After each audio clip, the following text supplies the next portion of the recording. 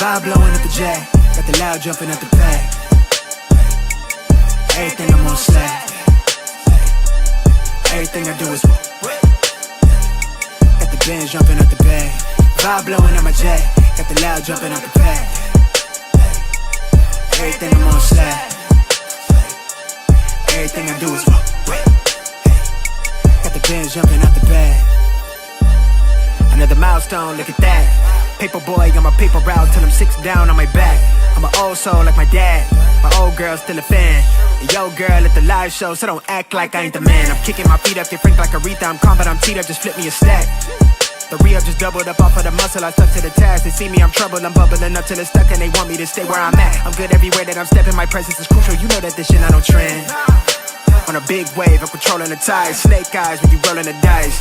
So with the stakes inside, I can never take another nigga advice. They can't reach the sky, I'm aiming up high. Just wanna know what it's like.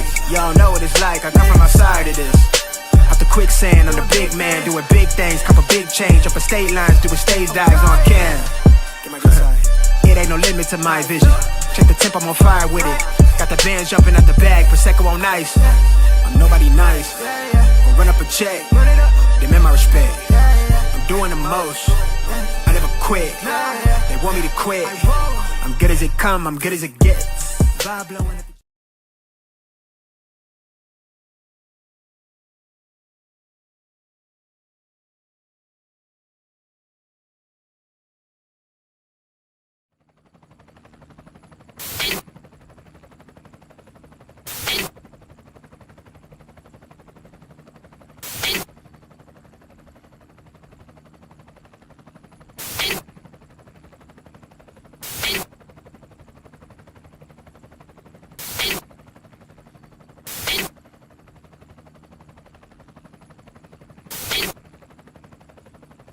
and you're in the Desert Storm bunker with Hollywood CGA.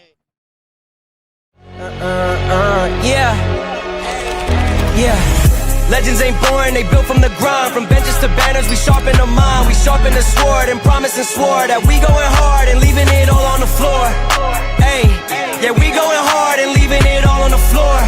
Hey, yeah, we going hard and leaving it all on the floor. Legends ain't born, they built from the grind. From benches to banners, we sharpen the mind. We sharpen the sword and promise and swore that we going hard and leaving it all on the floor.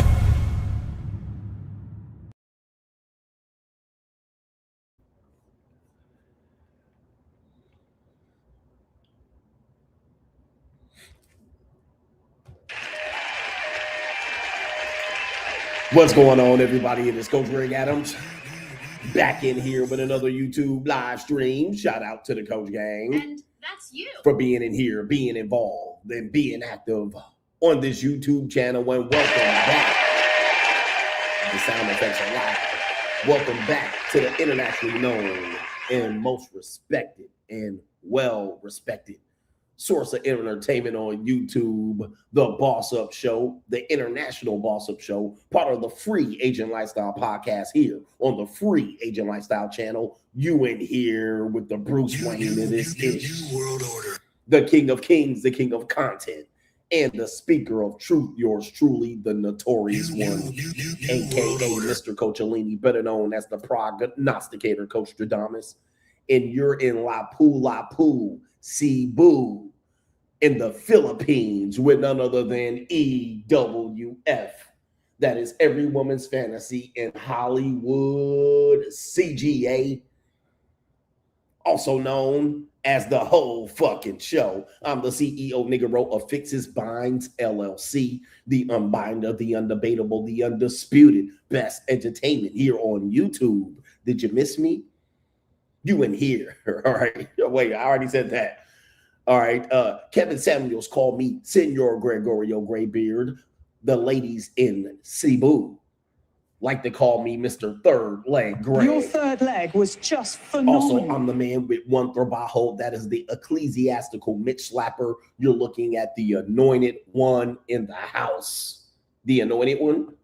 Acknowledge me. The founding father of the After Pill, the junior college sociologist, the Morpheus of the mating matrix, the chocolated Confucius, the Black Moses, the deliverer, also known as the man that ecclesiastically walks in the spirit of Elijah, I'm the man with more nicknames than anyone in the game, but you can call me James Bond, Genghis Lingus Khan, the Lord of the Lings. Also, you can call me, did I say James Bond? All right, Ling Arthur. You can call me all of those, El Primo, El Jefe. You can call me the numero uno, #1 CGA. You can call me all of those, but in case you forget those names, you can call me the benevolent monarch, the undisputed, and the undefeated, and also the reigning and defending demonetized champion of YouTube, 14-time demonetized champion of YouTube. One of these days, maybe I'll be monetized. But anyway, we got a great show for you today. We're going to talk about the viral post again from Instagram claiming another victim. We had Boyce Watkins last 2 days ago with the viral Instagram post that's going viral, and it's actually doing its work on TikTok and Facebook. All right. Claudia Jordan, all right, goes one-on-one with the great one in the DMs, and she had something to say about yours truly, the Notorious One. And I told her I was going to make a video about her, and she said, go ahead, because I'm popping. Okay. She said, everybody wants to talk about me because I'm popping.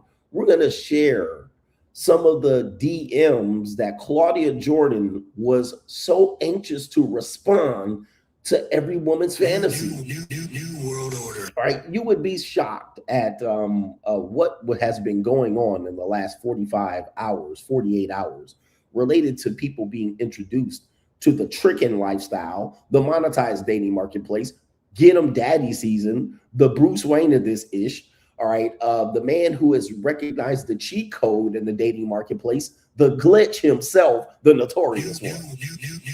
All right, I put in a lot of work developing the free agent lifestyle philosophy, and I've been campaigning for a good 8 years. But it took this post for people to pay attention to me, which is kind of like bittersweet for me. But Claudia Jordan, all right, was going one-on-one in the DMs, and she was so excited to talk about me. She was so excited to talk to me. She was responding ecclesiastically and immediately to my particular DMs. And she said that I'm community dick. New world order. All right. She called me community dick. All right. That's what she called me at the end of the day. So, wow.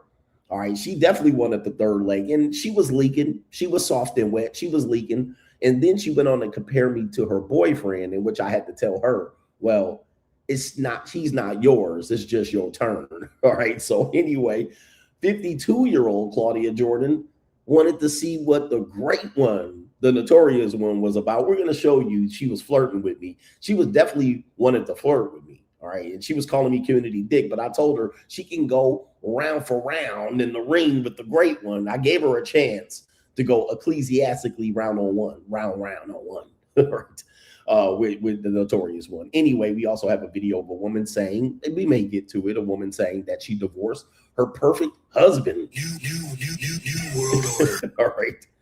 She divorced her perfect husband. Anyway, I got a reputation of being community dick, all right, from Claudia Jordan and many other women saying that I'm a hoe. You know I'm a hoe, all right? And imagine me working all these years to have a reputation that I have, only for Claudia Jordan to find me and say I'm community dick.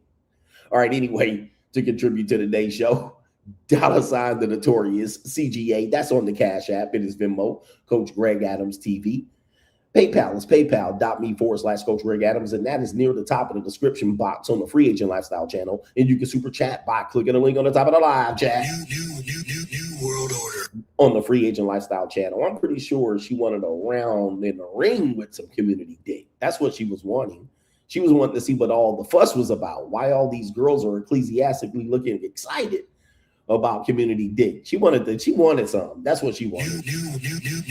Your third leg was just phenomenal. All right, the sound effects are all over the place. But anyway, it's just crazy. Somebody said that's my high school crush. All right. CGA was about to squeeze those lungs, but she backed out. So we're going to see what she backed out about. But anyway, what do we got going on? We got earlier contributors to today's show. Thank you for contributing throughout the week. And we have one more week of streams here on location, and then we should be back in the Desert Storm bunker, all right, for some rounds of streams here. Let me see if I can find where the links are. So bear with me for a second as I get all, okay, yeah, I see what's going on there. Let me see, bear with me. Venmo, PayPal, and Ko-Fi are places where you can contribute to today's show. It is Monday, and it is this weekend is Easter week, or as they say in the Philippines, it is the Holy Week. All right, and hoes are still being hoes on Holy Week, just to let you know. Shout out to Gotti O, says, I watched your latest stream and honestly happy for you getting progress on your Instagram platform as a content creator. Your message isn't for everyone, so keep making progress and fuck the noise. He says your message helps out guys like me who are grinding it out. Shout out to Gotti O. Appreciate you, sir. MC Hamster says Usher had been fooled by being in love with a scripper, but CGA did a lot to live the free agent lifestyle. He says right here, king of culture and the speaker of that ice cold truth. No pain, no gain, you Mitches. No pain, no gain. And there were surprisingly a lot of men, including the Boyce Watkins of the world, that were trying to like warn me of living this life. They're like, oh man, you're going to be lonely. But you're going to live this until your 60s. Like dudes were still like, dudes are scared. They literally are scaring you back to the plantation, right? With the same old argument. And the funny thing is they kind of didn't know who I was. So they're like, oh, this is crazy. You're just going to outlive this life in my 20s. You got to grow out of it. I was like, well, it sounds like you peaked in high school. You mean you peaked in college? Well, my life didn't peak. Actually, when I was in my 20s, I had a career. Okay. I wasn't a bum nigga running around nightclubs, parking lot pimping. I actually was literally a Division I assistant head coach at a Division I college. All right. I literally was disciplined guy. I was disciplined. Did I go out every now and then? Yeah, but I was working towards my career, which took me all the way up until 36. So while you peaked in high school, while you peaked in college, I literally was nose to the grind, not around here fucking around. So now I'm living it out, looking good, living good, in great shape and in great wealth, living my life. All right. So sorry that you peaked in college. Right. So a lot of dudes will be like, I did that in my 20s. I had my fun. Now at 50, I'm settled down. Good for you, nigga. All right. Great. Sounds fantastic, nigga. Go ahead and live that life. Me, on the other hand, I didn't peak in college. All right. I actually was starting a family at 27 or 28. Married. I lived my life already. So good for you, bitch ass nigga. So shout out to M. We're going to call you MS81. You sent the support yesterday, but I see there was no message. Shout out to Rockman Ingram sending a message yesterday. We got our brother here. It is Mark, says that video is more of a receipt than what Passport Bros have shown. And the stark difference between Passport Bros who do show receipts in your video is not dishonest, alluding that these interactions are free or based off of vibe and game. No disrespect to the Passport Bros, but yeah, a lot of people then try to put me in the Passport Bro. Oh, you're a glorified Passport Bro, or you're just a Passport Bro at the end of the day. And I'm like, no, there's a little bit of a difference between us. There's some similarities between us and what we do, but I go to more areas than the areas that they tend to showcase and highlight. Plus, when I get there, I make no qualms about it of how I get down when I get over here. I'm not over here talking about I'm going to get a wife and I'm going to marry a good one, and this girl you see in the video is my girlfriend and we moved in together. I don't play any of that mess here. Everybody knows what I'm doing. I'm going to be the Genghis Lingus Khan when I get over there. I'm going to go clap some Ling Ling sheets, or if I'm going to go over there and go to Central America, no, I'm folding up Latinas, and no, I'm not using Vibe and Game. I'm using a website. I'm using concierges. I'm using people who have connections to other people. So there's like you said, there's no similar. There's little similarities, but there's a different method. And then I'll go to other places. I go to places in Europe. I go all around the world. Australia, you don't hear these places. Malaysia, you don't hear these places as staples of what they would call Passport Bros. But like I said, there's no disrespect, but my message came out before the Passport Bros got popular. That's the other thing about it. And, you know, it's weird because a lot of young people are now middle age 20s, you know, 20s and 30s, and they think Myron came up with everything, right? You can't tell them that Myron didn't come up with every Red Pill talking point. I heard this nigga talking about aftercare recently. Like, also, you can't tell people that I preceded Kevin Samuels and the Passport Bros. Like, you can't tell people that. They find that weird. They find that that can't be true because in their world, they didn't come to these spaces until 2021. Maybe 2022, certainly 2023 tops.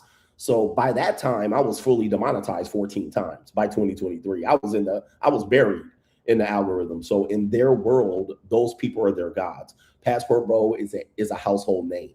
It's even a household name internationally. Free Agent Lifestyle isn't. Coach Greg Adams isn't a household name, mostly. Kevin Samuels is. Myron Gaines is. So when you tell these people that I'm before them, they don't understand. They're like, this can't be true. If you were before them, then why haven't I heard of you? That's a good fucking question, right? Because I've been on the internet the entire time. But what will explain it is I was demonetized, but even before all of them. So it's one of those things that people have to really get a hold of when they try to say, well, this is just the Passport Bro lifestyle that you're glorifying. And I'm like, well, no, it's not. I'm not trying to find a wife over here. I'm not trying to find a wife over here. So it's not the same. Even when they're over here, I'm not even trying to live over here. But when I do, I might live over here. But shout out to you. Oh, by the way, and there were no ugly broads in my video. There were some marginally attractive women, but there were no women that you would look and go, this nigga went all the way over there for that. Oh, also, a lot of those girls weren't even international. All right. Most of the girls were in the United States. So I think maybe the women later in the video were internationally, but most of those women were right here in the good old US of A. And I'm proud to be an American in the Philippines. All right, in the Philippines. Shout out to Big Boss Man, says it really doesn't matter if a man marries a 40-year-old or a 20-year-old woman. Men in their 40s and up should think about business rather than leading with feelings. Hard conversation for men to understand. I still have men trying to prove that getting a woman that likes you matters. All right, you just got to have a woman that likes you, bro. That don't mean nothing to me. Like, what are you talking about? And so I have no feelings. I really don't care. I have a lot of women that like me. Don't mean shit to me. So, all right. And these women are really like you. They do stuff for you. Like what? Name something. She sticks around. She opens her legs whenever I want it. That's actually what I do with women. What does she do? Cook for me. I have women that do that. What does she do? What does she do but become a nuisance? Like, what does a woman do? She spends money on me. What woman could, like, there's no woman that can, there's not that many women on earth that can spend money on me. That means something to me, right? Like, at all. All right, like crazy. Like, oh, she'll actually spend money on you. Like, nigga, what? I can spend my own money. I actually spend money on myself, so these lazy ass women can't impress me on the little shit that they can buy me. Like, it's crazy. It's crazy what these men prioritize. You just got to find a woman that likes you. So what? Like, she's like 128 niggas before you. Now, I want to ask you, where are those 128 men that she liked prior to you? Where are those guys today? Nowhere to be found. All right. They're not in her life. So liking you does not matter as much. There was a guy, any guy that has the name Goldie in his name, he automatically, literally gets disrespect. And there's so many of these goofy ass niggas running around here with Goldie in their names. There's a guy on that's pretty popular on the internet. I think he's in Miami. Then there's another guy I came across, and I don't know what his page was about, but I saw he was decently popular. And as soon as I see Goldie, I automatically literally lose respect for the nigga. All right. I mean, massive levels of disrespect if I see Goldie in your fucking name. All right. Because that comes from pimp culture, from some old pimps from 1970. All right. This is a terrible name. All right. Goldie. But it came across because he had a viral post. And he was talking about, he was talking about women respecting him or something like that. And I kind of agreed with what he was talking about, but then I read the caption And he said, I don't want a woman's body. And he was making a point that, which I can understand, getting a woman's body is nothing. Like, I don't brag about getting women's bodies, like, at all. Like, I'm not trying to brag about it. All I'm trying to do is say I'll get the access with no muss, no fuss. Well, he was saying, I don't want a woman's body. I want a woman's mind. Bruh. Hold up. These men, especially black men, you are clowns out here. You don't want her body, you want her mind. And your name is Goldie, nigga. What in the fuck are y'all talking about? I remember when my homeboy Walter Fresh said, I don't want her something, I want her soul. What the fuck are y'all smoking? Like, what are y'all smoking? You got, somebody said loser ass niggas. These niggas be losers. Like, what? You want her mind? For what? For you to pimp her and put her on the blade? Like, what are you talking about? These people are losers, man. I'm like, what are you talking about? What do you, look, it's not that big of a deal, bro. I want her mind.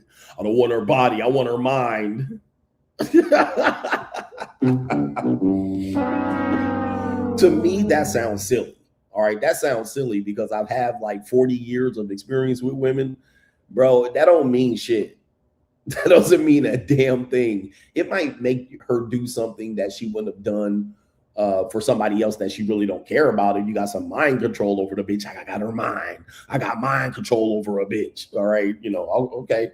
She'll do something crazy for you here and there, but she might wake up and get Stockholm syndrome. It's like, what are y'all talking about? And Goldie, as soon as I see Goldie in your fucking name, I lose massive respect, especially if you're a grown-ass man. I'm like, bro, you can't be a grown-ass man running around here with Goldie in your fucking name. You can't, bro. There's no fucking way that you're going to do that and get my respect. You can't even get my attention with Goldie in your fucking name. Goldie, what's next? All right, Mac Dre, Mac? Is Mac in your name too? Mac Lives Matter. All right, I'm trying to sign into PayPal. That's why I'm delaying. All right, because I'm trying to sign into English and they're trying to sign me into Japanese. All right, I want English. Shout out to our girl, Wasabi Girl. She actually has the can't pronounce the R's and the L's every now and then, and it's kind of funny listening to her. So I told her, yeah, never talk on camera. All right, we do have some PayPal love in the building. It is our brother here, Taiwo. Shout out to Taiwo, not Taiwo, but Taiwo says, good morning, coach. He says, it's good to have you back. Claudia Jordan was starving for attention through those DMs. Why is it that society puts a successful black man like you in a box to date old used goods, but every other race can pick from prime sections of women? Free agent lifestyle for life. It's the conundrum. It's the conundrum of life. Successful black man needs to settle down. They've been doing this to Shannon Sharp because Shannon Sharp went with that 19-year-old to 25-year-old woman. He got in trouble paying her off, right? And so they're like, Shannon Sharp, see, you need to have your ass on the plantation. But as soon as a man, there were some women in the comment section that said, you know what? I can actually live with what I've seen because the guy's actually honest. Like, how many guys have you seen, even so-called players, put their goddamn receipts out there? So there was a woman in a comment section said, Lou, you know what? Even though I don't want a guy like him, I actually respect him more than I respect these men, because there's husbands out here cheating on their wives. There's men out here running game and spinning plates, and they're hiding their lifestyle. And she was like, he actually showing you. He's actually honest about what he's living. He's honest about everything he's doing. And I was like, that's a fact. I'm actually honest. I'm the only one telling you what I'm doing and showing you what I'm doing. Not many dudes, even these Mac niggas, all right, I want her mind, all right? Even these so-called perpetrating pimps, they don't show you shit. Not a receipt. Even these guys that say they're Macs and players and run game and I got all these game and I got the mouthpiece, no receipts. The only receipt that they might show you is if they're rizzing a girl up, getting her number. That's it. All this ism and they don't show a goddamn thing. I literally showed y'all and then showed y'all women that were literally 19 all the way to 30. Showed you I wasn't lying. I didn't show my old skeezers. So that's when I look at it and say, y'all can't say nothing about what I'm doing at all. The men or the women, because I literally showed. Niggas will be up here talking all that shit, ain't show me one receipt. Show your receipts. Show your receipts. Okay, the receipts are, and Skylar, shout out to Skylar. Skylar said this is the king of the receipts. Can't be mad about what I'm doing. And dudes are like, when the money dry up, he ain't gonna have no hoes. So, all right. First of all, who cares? Who cares? And shout out to O'Shea Dude Jackson, who actually finally said, this is something that I finally can't hate on with CGA. He was like, honestly, I can't hate on this. All right. And he's a hater. You know, he's a king hater of CGA. So even O'Shea Duke Jackson with the tip of the cap. And since that's the case, I'll say his name live on here on the internet. I refuse to say his name on the internet. But since he gave me a little bit of respect based on the receipt shown, I will have to go ahead and say his full name right here. Boy, oh boy. All right. Anyway, right here. So what are we doing right there? Shout out to our brother Big Boss Man. Says a married man can claim that he's thriving in life, but what married men want deep down is to live a single man's life. They want the 31 flavors whether they experience it or not. Now, Big Boss Man, that's a little bit hyperbolic to actually tell men that. But a lot of married men are trapped in a marriage. They will tell you how great it is. And shout out to all the happily married men. I'm not trying to shit on happily married men, but shout out to all the happily married men out here. But let's be real, gentlemen. A lot of married men are starving for punani. They're starving for punani. They're starving. All right. They're looking at me living this life, and some of them are on their way to a divorce. And some of them messaged me and they were like, bro, that's exactly what I want to do when I get out of my marriage. When I get out of my marriage, all right, that's exactly what I want to do. Right. So let me know how to do it. And we have some other brothers here. That was from, it looks like it says Thursday. For some reason, my Cash App is loading up only Thursday Cash Apps. I see. But we'll just say it. Shout out to our brother Wayne Wonders. Peter said, keep making them mad. All right, let me see if I can pull these up here from the past here, Cash App. Why did it do that? Why did it do that? And if you guys want to know, it is 11:44 here in the Philippines. And I have a lovely lean in the other room. I'm in a big hotel suite here. I would show you, but if you want to see the entire hotel suite, you got to go here and subscribe over to Locals, because I showed it over on Locals. And somebody did Cash App me, and then I can't see it. So I'm not sure what happened there. All right. I don't know what happened, but shout out to our brother here. And maybe I'll be able to acknowledge it a little bit later. Anyway. Shout out to you guys. Let's get the show started. We're going to start off with Straggle and Sniggle Theater. All right. Straggle and Sniggle Theater. Oh, I see I didn't log into Venmo. All right. They think I'm a robot. Shout out to them. But let's see if I can log into Venmo real quick as I'm doing the intro to Straggle and Sniggle Theater. Let's lock in. Like, ride with me if you ride with me. You can slide with me if you feel like 550 on the 5 sticky. Come get high with me. That's a deal, right? Straggle and Sniggle Theater. Okay, we are in Lapu, Cebu City.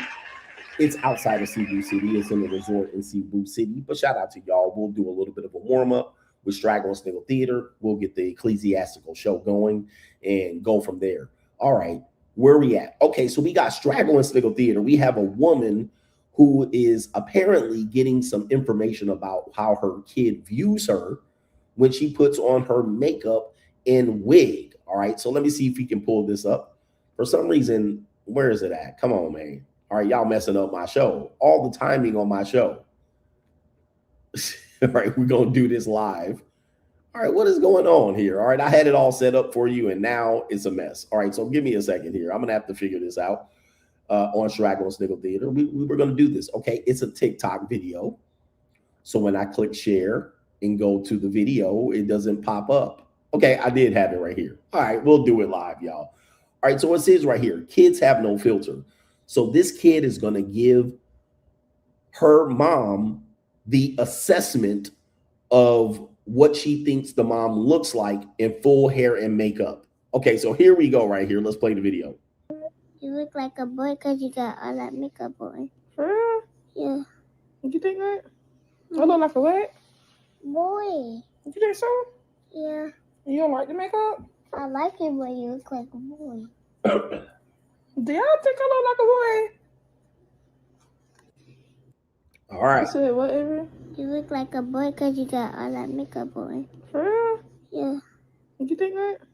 I look like a what? Okay, so let's stop it right here. As you guys can see, she put her own child in the video, so don't at me. But take a look at right here, what you see on the screen. Let's see if I have the sound effect right there. I don't have the sound effect ready to go. But she says, the child says, you look like a boy. Now, she doesn't look like a boy because you would say a boy doesn't wear makeup and the boy doesn't have, well, she has red hair. I'm not sure if that's a wig or not. But the child is saying, you look like a boy dressed up like a woman. Right? That's what you look like. Let's, you know, because children can't put complete sentences together. You know what I mean? What she meant to say is, you look like a drag queen. You look like a boy dressed up like a woman. That's what she meant to say. You look like a transformer, robot in disguise. You look like a lady boy. That's what she's saying. And now because kids don't have a filter, she's trying to say, do I look like a boy? Well, you don't look like a boy. You look like a boy with a B-O-I. All right. You don't look like a B-O-Y. You look like a B-O-I. All right. You look like a lady boy. You look like a boy dressed up like a woman. And I cannot disagree. You looking a little sachet Shantae. You looking like you. Yeah. And unfortunately, you know, I'm not going to pick on black women. I don't know what it is, but makeup, when y'all put too much makeup on, it be looking like, yeah, it be giving Transformer. It be giving RuPaul. So, yeah, you got to give it up to the kid here trying to put the mom straight. Boy. You think so? You think so? Yeah, that's a wig for sure. That's definitely a wig. And boy, that's a round ass potato head right there. Yeah. You don't like the makeup? You don't like the makeup. I mean, ma'am. Hey, listen, I'm gonna stop it right here before YouTube get on me. I can't even stop. I'm just reacting to the video. I'm not gonna talk about how the kid look or how the girl looks there. But what do you think? What do you think in the comment section? All right. Okay, we got Straggle and Sniggle Theater. We have a woman that says she's dating white men. She's no longer gonna date black men. You black men are in trouble here. That's why you got to go get your passports. As a passport bro say, this woman says she's no longer gonna date black men. Apparently, I think that's what she's saying right here. Let me go right here. This is Candy. It's only to date Caucasian women only. That is my preference. I don't need to answer you why. I'm not going to give you a reason why. That's my preference. I'm not going to change it for no one. Okay, that's my preference. No, I'm not racist. I am a very nice girl, but I just don't date something that I don't want to date. My preference. I don't celebrate Black History Month. I don't do it. I don't care. I don't care how you feel about it. I don't give a fuck. We don't talk about Black history in here. We don't do it. Okay, I don't care about Black history. I don't care about pride. Like, I don't. The only thing I care about is Pride Month and Pride Month alone. That's what we can talk about. Right. If that's what you want to talk about, that's what we will talk about. My hair, my body, my nothing is going to be not talked about in here. Do I make myself clear, or else the comments will not come back on? Oh no! Because y'all need to learn to be respectful. This is my life. I run this life, not y'all. Oh my goodness! What the hell? Oh my God! No way! All right, man almighty. All right, shout out to Candy here. I don't know what in the world is this a man? What the hell? Oh my God! No way! All right, so she's saying she don't celebrate Black History Month and she wants white men. Apparently, I'm assuming that's what she was saying. She's done with you niggas. All right, look at this neck, and I can't do it. YouTube doesn't like when I describe what's going on here, but you can see on the screen what's going on here. What is going on? Somebody said a rose too. Is that a woman? Oh my goodness, what is the? Are they from Detroit? All right, shout out to this guy right here. Don't know who he is, but holy mackerel. All right, I guess that's who I'm supposed to be dating out here. Okay, So we have Straggle and Sniggle Theater. We have a married woman, an ecclesiastical wife. All right, Andrew Wilson will be proud of this ecclesiastical wife, and her husbands are proud of her being an ecclesiastical wife as well. So you can see her up dressed ecclesiastically. All right, this is definitely dressed ecclesiastically, like she just dressed out as something, stay-at-home mom outfit. Well, she says her husband deserves punani because he's done his chores. Right, chore play. Back at it. All right, for you husbands that say they don't pay for pussy, let's see what we got here.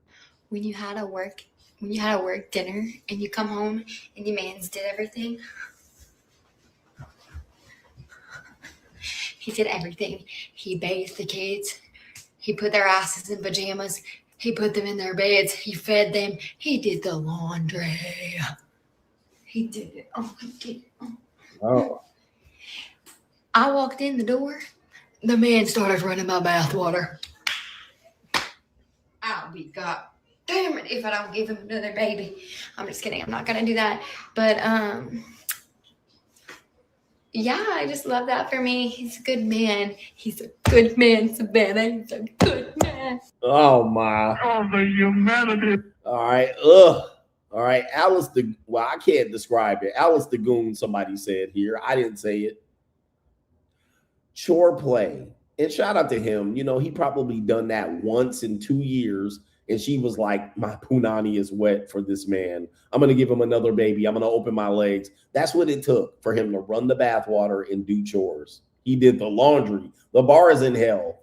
He's a good man. All right. And here's you good men out here telling me I'm living a reckless life. You're living degeneracy, coach. And this is your wife giving you punani because you folded laundry and ran bathwater. And took the kids in the bed before she came home. Anyway, I'm on my way to take my little bath and relax. My man did everything. My man did everything. He did everything. He about to do me. He about to do me. Oh my. Oh, the humanity. You think this is a joke? You think this? I've been telling y'all, that's how marriages work, especially in the ecclesiastical marriages. The ecclesiastical marriages, that's what y'all gonna get. All right, she's gonna ration out punani, and the only time she's gonna feel freaky is when you're doing chores. All right, chore play. All right. Nope. Oh boy. All right. I'm glad I'm not married again. Okay, and how many more girls do we have here? I guess this is going to be on. We have a young woman that says right here, it's fix a bind season. She's in a bind. All right. For the people who don't know, I promote the luxury dating strategies, the monetized dating lifestyle. I've been talking about the JUCO, the junior college. I've been certified by Urban Dictionary of putting in the lexicon the JUCO or junior college. People have used a lot of my lingo, but claim not to know who I am, oddly enough. But that's how shit spreads. Well, this woman, yes, your daughters, yes, your nieces, yes, your granddaughters, they're going to CCGA. I showed you the proofs on Instagram. Some of you guys recognize some of those girls. They'll be like, hey, coach, I know that girl. All right. Yes, you do. Because I told you they going. So here we go. We have a young woman that said she ain't got the money. So she got the pussy for the money because somebody got the money for the pussy. So fucking nasty out here.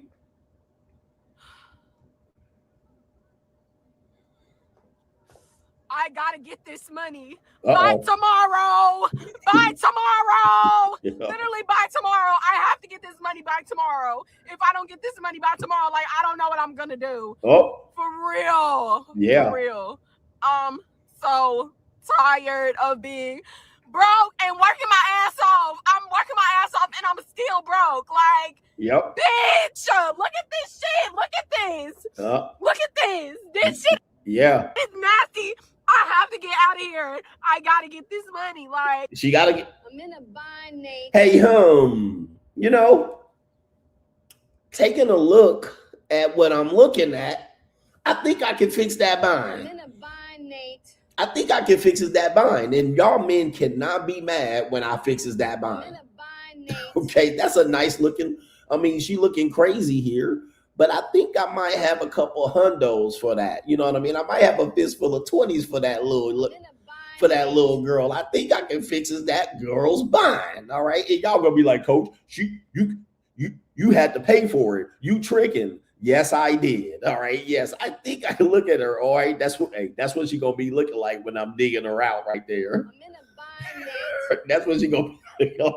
She gonna be screaming to the Lord right there in her head. This is exactly what she gonna be looking like when I'm fixing that bind.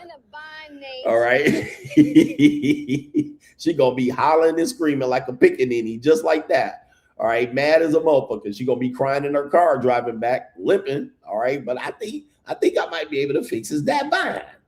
All right, let me see here. Here we go. I gotta get this money. Yep. I gotta get this money. I don't know what else to say. Like, I have to get this money. Like, that's all I can say. Like, that's the whole video. Like, I don't know, bitch. Like, I don't know. Like, I don't know. No. What the fuck I have to do? I know to get this money, but I have. I got money. Ma'am, I told you I can help you. I told you I can help you with this. I know what you have to do. All right, come see your boy Uncle OG CGA certified. I got money. Come see your boy Uncle Triple OG certified trick sugar daddy himself. I got money. But yo, my mom, but yo. Don't look any further. Don't you look no further. But yo, I know where to go. I got money.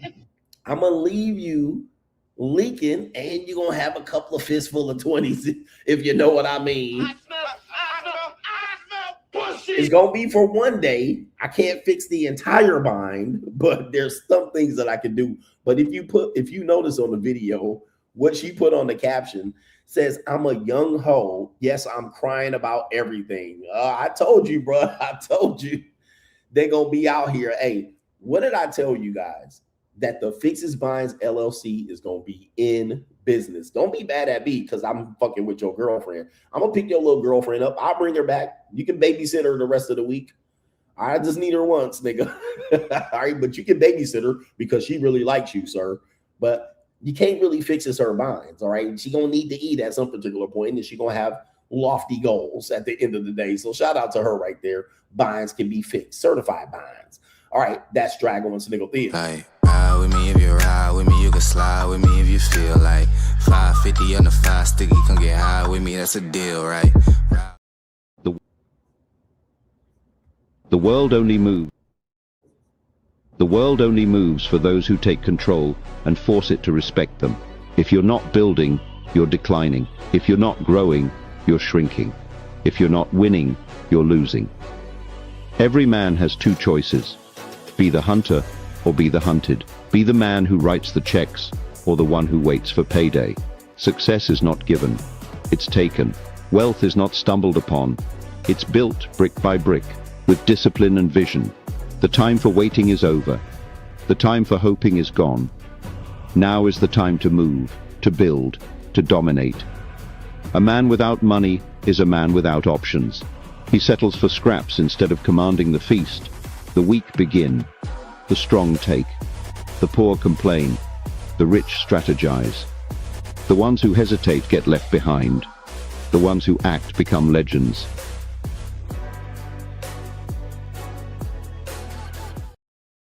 Let's go. Shout out to the coach gang, man. Shout out to you guys. Do you guys know we talk about men and women? We talk about women in the bind, and it's not to make fun of women. It's not to make fun of women in that predicament because, you know, this is a very, very tough time in the United States, really around the world. The Philippines, where I am right now, is experiencing some tough financial times with the system that they're living in. The gas prices are going crazy. It's forcing them to reconsider whether they will participate as Grab drivers, which is their Uber here. And it's hard for them to survive really thoroughly. And this is not just a woman's problem, it is a man's problem. And when I went viral, I actually set up an automatic message program for people to receive message about the money mindset when they became a new follower. And I received over almost 10.5K new followers based on that one post. And a lot of men said, hey, I'm happy to know that there's a man that lives a lifestyle that I want to live. Not a lot of guys want to get married. So what's happening is men want to learn, and men are in a financial situation as well, right? And I call it boss up or price out. Men are getting priced out. especially younger people. So they're trying to find ways to make money, but I think they're trying to do it in a very desperate manner. They're not very patient. So as a result, I developed an opportunity for them to learn about the money mindset. Well, really, they don't want to learn. They're really desperate to earn money, really by any means. And they're seeing people earning money in an easier way than they actually anticipated, mainly people that work in tech, AI. Some people earned a lot of money doing crypto investments and these type of things. Some people earn a lot of money as content creators, but a lot of them are struggling as well because TikTok really is revamping the way they deliver content. Stay tuned for that. But they're going away from the old clips as they used to have it and going for short-term or short-form content. And but a little differently than they went before. So, brace yourself for that. With that being said, there are young men who think money is going to come fast, but the mindset that you're going to have to be able to become what you want to become financially, you have to be realistic, but you have to start making your goals and plans and putting certain things in order before you get to the bag. Don't expect to get to the bag overnight, although you can improve your position tremendously.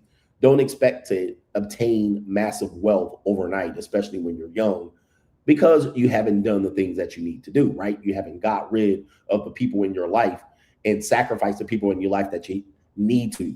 I talked about this in the last episode of The Money Mindset, and you can tune into it by clicking a link in the description box. It's patreon.com/Coach Greg Adams.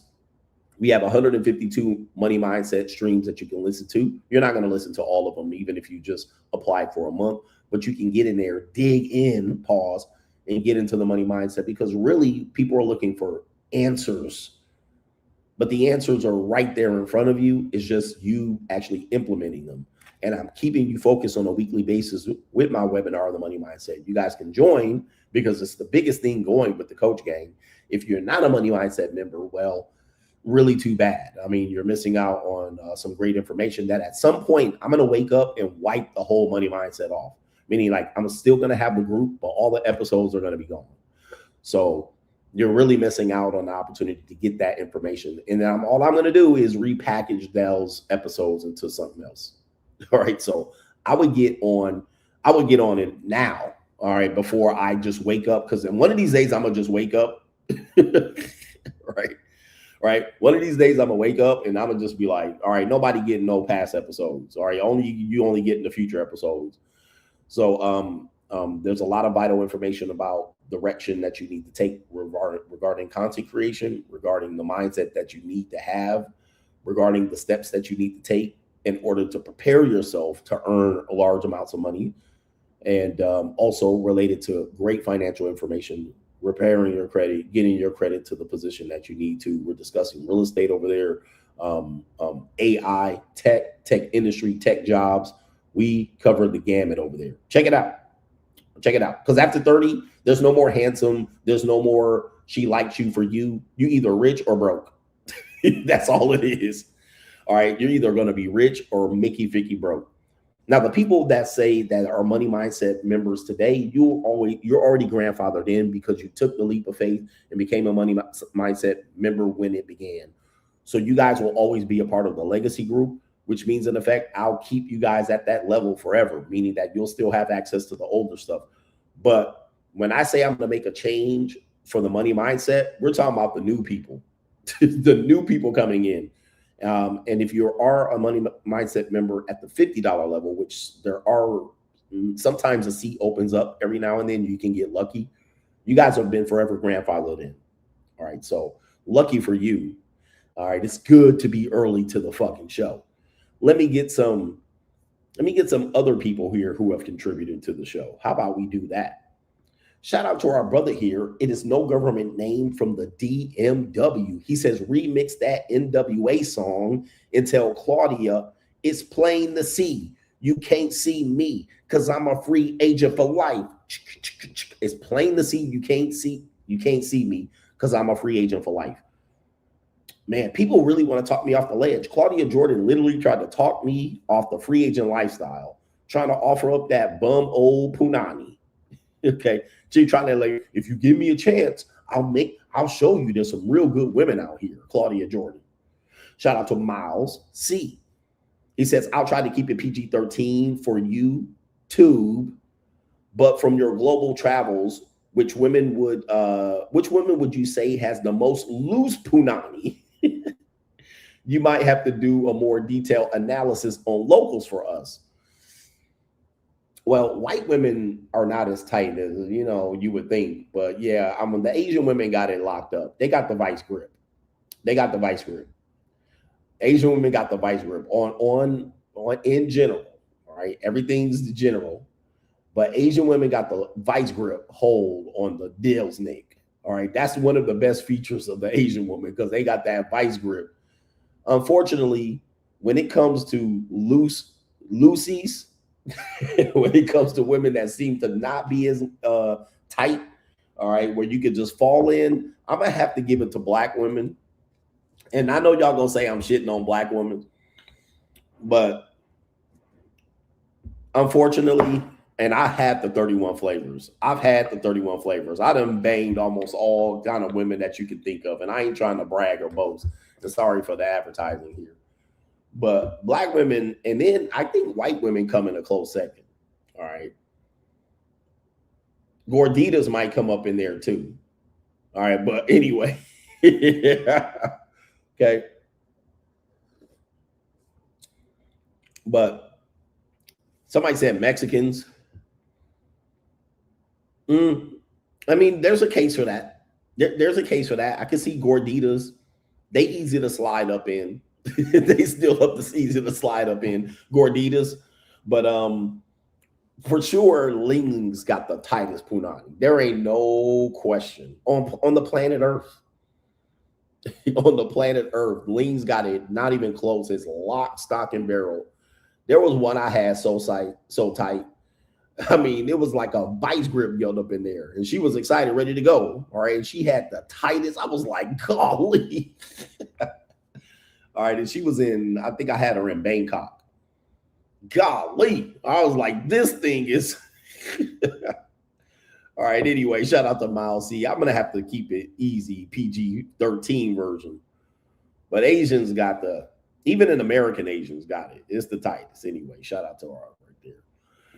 All right, the black women are mad at me, but like I said, you can make a case. I mean, some white women have been slip and slide. Pogs for sure. Pog white women, you could just fall up in there. All right, the slip and slide. And then I would say black women first, Pogs second, Gorditas third. That's what I would say. We got DJ.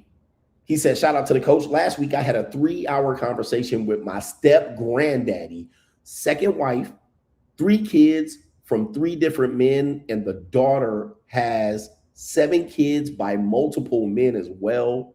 They visited him for the first time, and he had a miserable week. Now I really know why you felt so strongly about being a step granddaddy. And that's what they want CGA to be. So you're describing what a step granddaddy's life is right there. Like, why would you want to be a step granddaddy? Second wife. The second wife has 3 kids from 3 different men. And I'm assuming, okay, wow. And then the wife's daughter has 7 kids by multiple men. I want no part of that, ladies. And let me just tell you the truth. One of the reasons that video went viral is because, not because they saw me out here tricking, not because they saw me out here with white girls, not because they saw me out there with young girls. That has something to do with it. That has something for the vitriol. Why people click the video is because in the video I said I didn't want to be a stepdad. And that's just my theory. That's just my theory. I think that's what triggered the people to click the video. I mean, because the video was already rolling, but when you start the video starts, this is what it says. It says right here, that's what it says. It says your average 50-year-old divorcee who decided to never remarry, be a stepdaddy. I think that's what triggered people. And they was like, I got to click on it. Oh, he don't want to be a stepdaddy type shit. All right, he's shitting on stepmom, you know, or single moms or whatever. You know how niggas be. All right, you know how NBs be. And I think that's what got people at first. Okay, he don't want to remarry. He was married, but he don't want to remarry. He doesn't want to marry older women. He doesn't want to marry single mothers. I think that's what triggered. So now he's out here with these young bros. Now you add the rest of the stuff. He's out here tricking. He's out there with white girls and Asians. He's passport bro. He's out there living his life. He's free. That's what you have to make sure you have to understand the whole video and the whole psychology about it. I think that heading trigger people. Now, I'm not going to be a stepdad. I have no interest in women that have children. Now, let me preface that. I have no interest in being in a relationship with women who have children, and I'm a part of those children's lives. Okay, now, if we just fucking, or I'm fixing a bind, that's a whole different story. That's a whole different story. Then I will open up opportunities to mess with women who have children. I don't want to know your kids. I don't care if they're adults. I don't want to know them. I don't care if they're young adults, old adults, 13, 8, 18, independent, moved out of the house. I don't care if they just had to get, I don't give a fuck. I don't want nothing to do with them. I'm not looking for new family members. I'm not looking for a support system. I'm not looking for a new place to go to Thanksgiving and Christmas. All right. You can come over to my house for Thanksgiving. No, I don't want to come and be introduced all awkward to all your fucking kids and all that. I don't want a bitch with a young kid. All right. Now I got a couple of women that I mess with, one older and one younger. They have children. All right. But I don't want nothing to do with them. And so I'm not going to be a stepdad and certainly not a step granddaddy. There's no fucking way that I'm going to be around kids. All right. No, I'm not checking out Angela City. Why do niggas do that? Like, bro, check this place out. Nigga, I can only be in so many places and fuck Angela City. All right. All right. All right. I already been to all these fucking areas. I'm not going to Angela City. All right. I thought about going there and I'm like, I got enough here in Manila and Cebu. No. There's only so many places I can fucking go. You check out Angel City. It's like Pattaya. Why don't I just go to Pattaya? All right. Anyway. All right. Here we go right here. Here's an interesting thing here. Because it says right here, it's going to inspire. Yeah, it's going to inspire men to not want to be stepdads. So they're not trying to get me. That's what Boyce Watkins was saying. He's not trying to get me back on the plantation. What he wants to say is it's dangerous for men to listen to me that are going to take my place. That is not going to go and not be stepdads, right? So that's where the danger is for everybody. Even Claudia Jordan is like, this is bad if men listen to CGA and don't become stepdads. In my opinion, gentlemen, I'm going to tell you this right now. By the way, press 1 if you're a stepdad. Press 1 if you're a stepdad listening to me. And you don't want to out yourself. I get it. But for me being a stepdad for me was never on the menu. It was never on the menu. Like I never considered it in my entire life. I dated women with kids, but even then I barely interacted with them. I was like, no, I don't. It was after my divorce. I messed with a lot of women that have kids because it's very common. You know, people were getting divorced. But I never really interacted with the kids, or even when she tried to get me to be involved, no. I don't want nothing to do with it. No. So I told them seriously, and I'm honest, I'm not trying to be involved with no kids. I don't want no other kids. I got young kids myself. I got kids I'm trying to get to the promised land. And some women will be like, yeah, I want my kids to be like your kids. I did consider possibly getting involved with a woman who didn't have kids and then having more kids, but they would have been my kids. But I never saw stepdad as an option, even before I was so-called red pill. It's just not something I would engage in. It's not attractive behavior to me. If I want kids, I can fucking impregnate a woman. Like, I can have more kids. Why would I have more kids and participate with kids that aren't mine? If I just want more kids, I'll just knock up another woman. It's just like that can have more kids. My shit can still fucking have kids. So, like, I don't want any other fucking kids. I don't want no ready-made kids. But for you as a man, my advice to you is before, if you're not 30 years old and you don't have kids, the dumbest thing you can do, and there are many dumb things you could do, but if you're under 30, having a relationship with a woman and being a stepdaddy is the absolute dumbest. Well, it ain't the absolute dumbest, but it's one of the dumbest things you can do. What the fuck? Why? Somebody explain to me why. Explain to me why, as a 30-year-old man with active sperm, who you can impregnate anybody. Why would you get into a ready-made family? I don't get it. I mean, I see a girl, she's one of my SBs. She's like 22, 23. She's a white girl. She got a nigga baby. Nigga knocked her up, and now she a single mom. Shocking. All right. Well.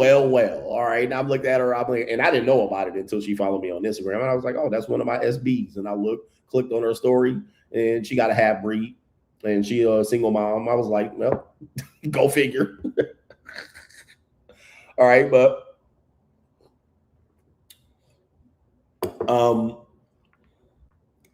I'm sitting there like, why would you even consider it, nigga? Like babysitting her kid, and you gotta be a down badass nigga. You gotta be a down badass dude to seriously date a woman that has kids, and you're in your 20s. Pathetic, bruh.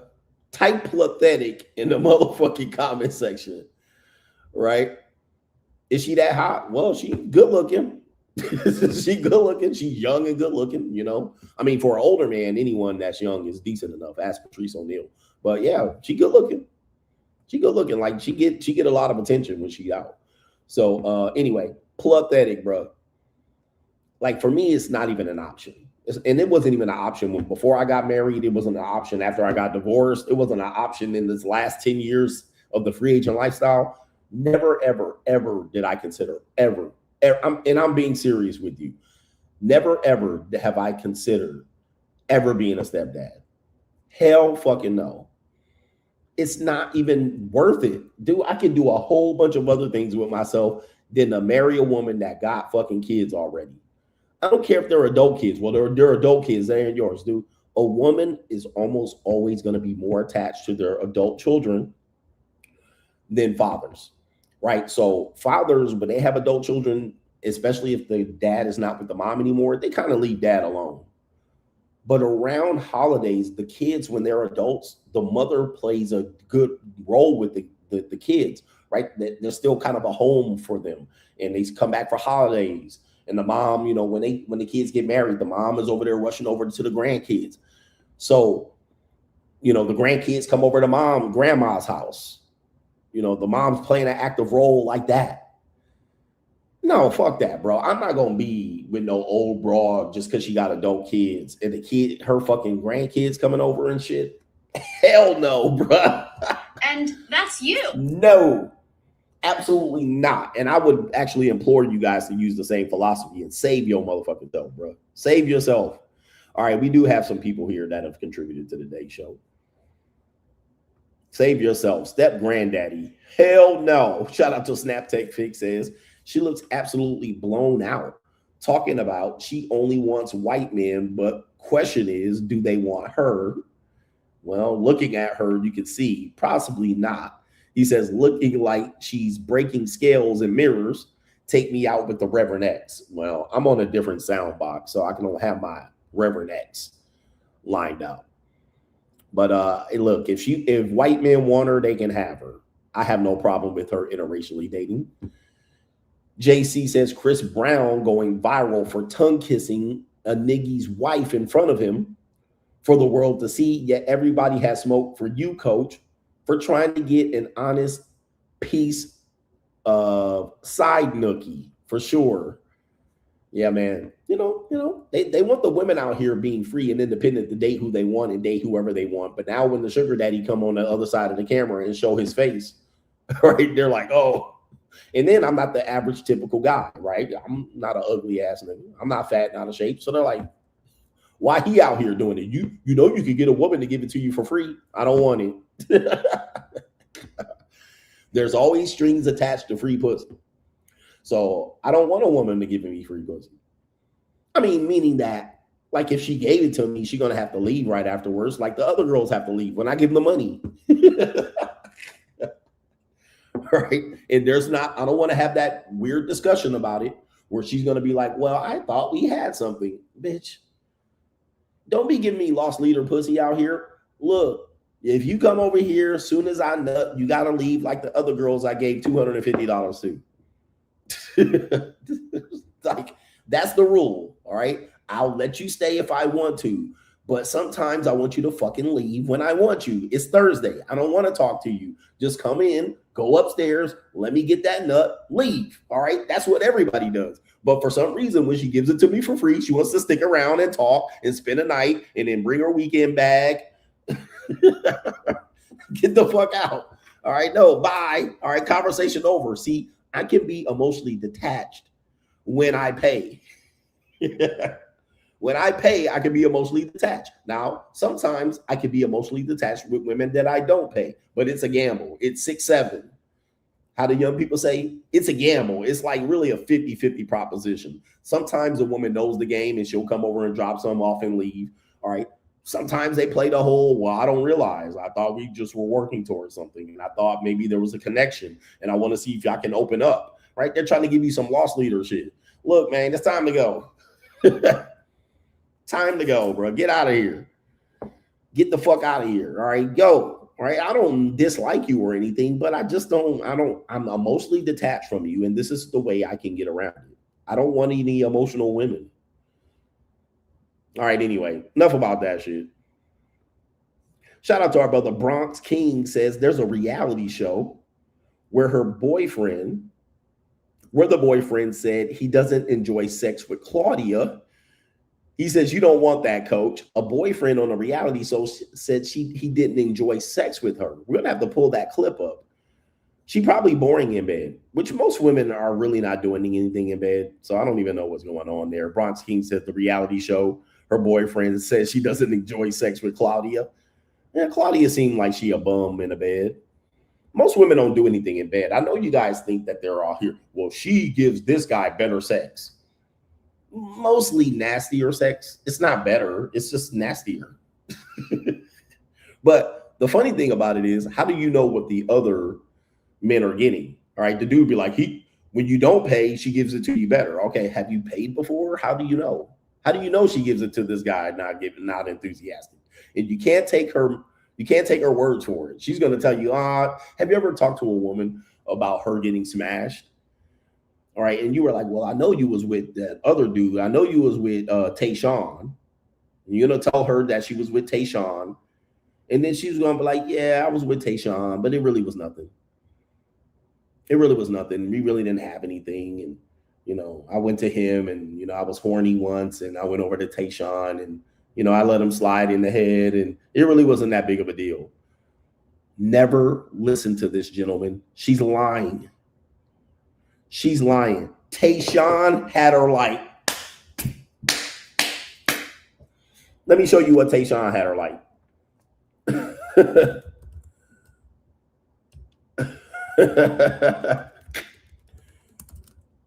Okay.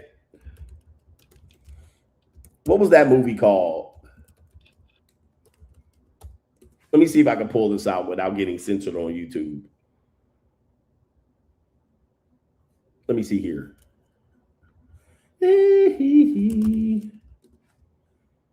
Damn. I ain't even be able to find it.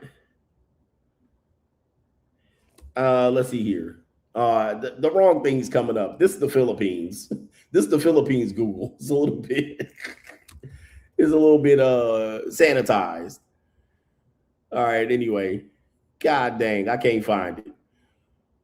Oh shit. Yeah, see, this is the Philippines Google. This is the Philippines Google. All right, it ain't let me pull it up. All right, this is a little bit like this Sesame Street Google. They ain't let me pull it up in the Philippines. All right, so goodness gracious. I can't even find the clip. All right, but anyway, let me see here. They gonna ban me off of Google in the Philippines by pulling this shit up. All right, I did find it, but let me see if I can find it. Okay. Okay, I did. This is a good one right here. All right, this is a good one. I found it. Here we go, right here. Right here.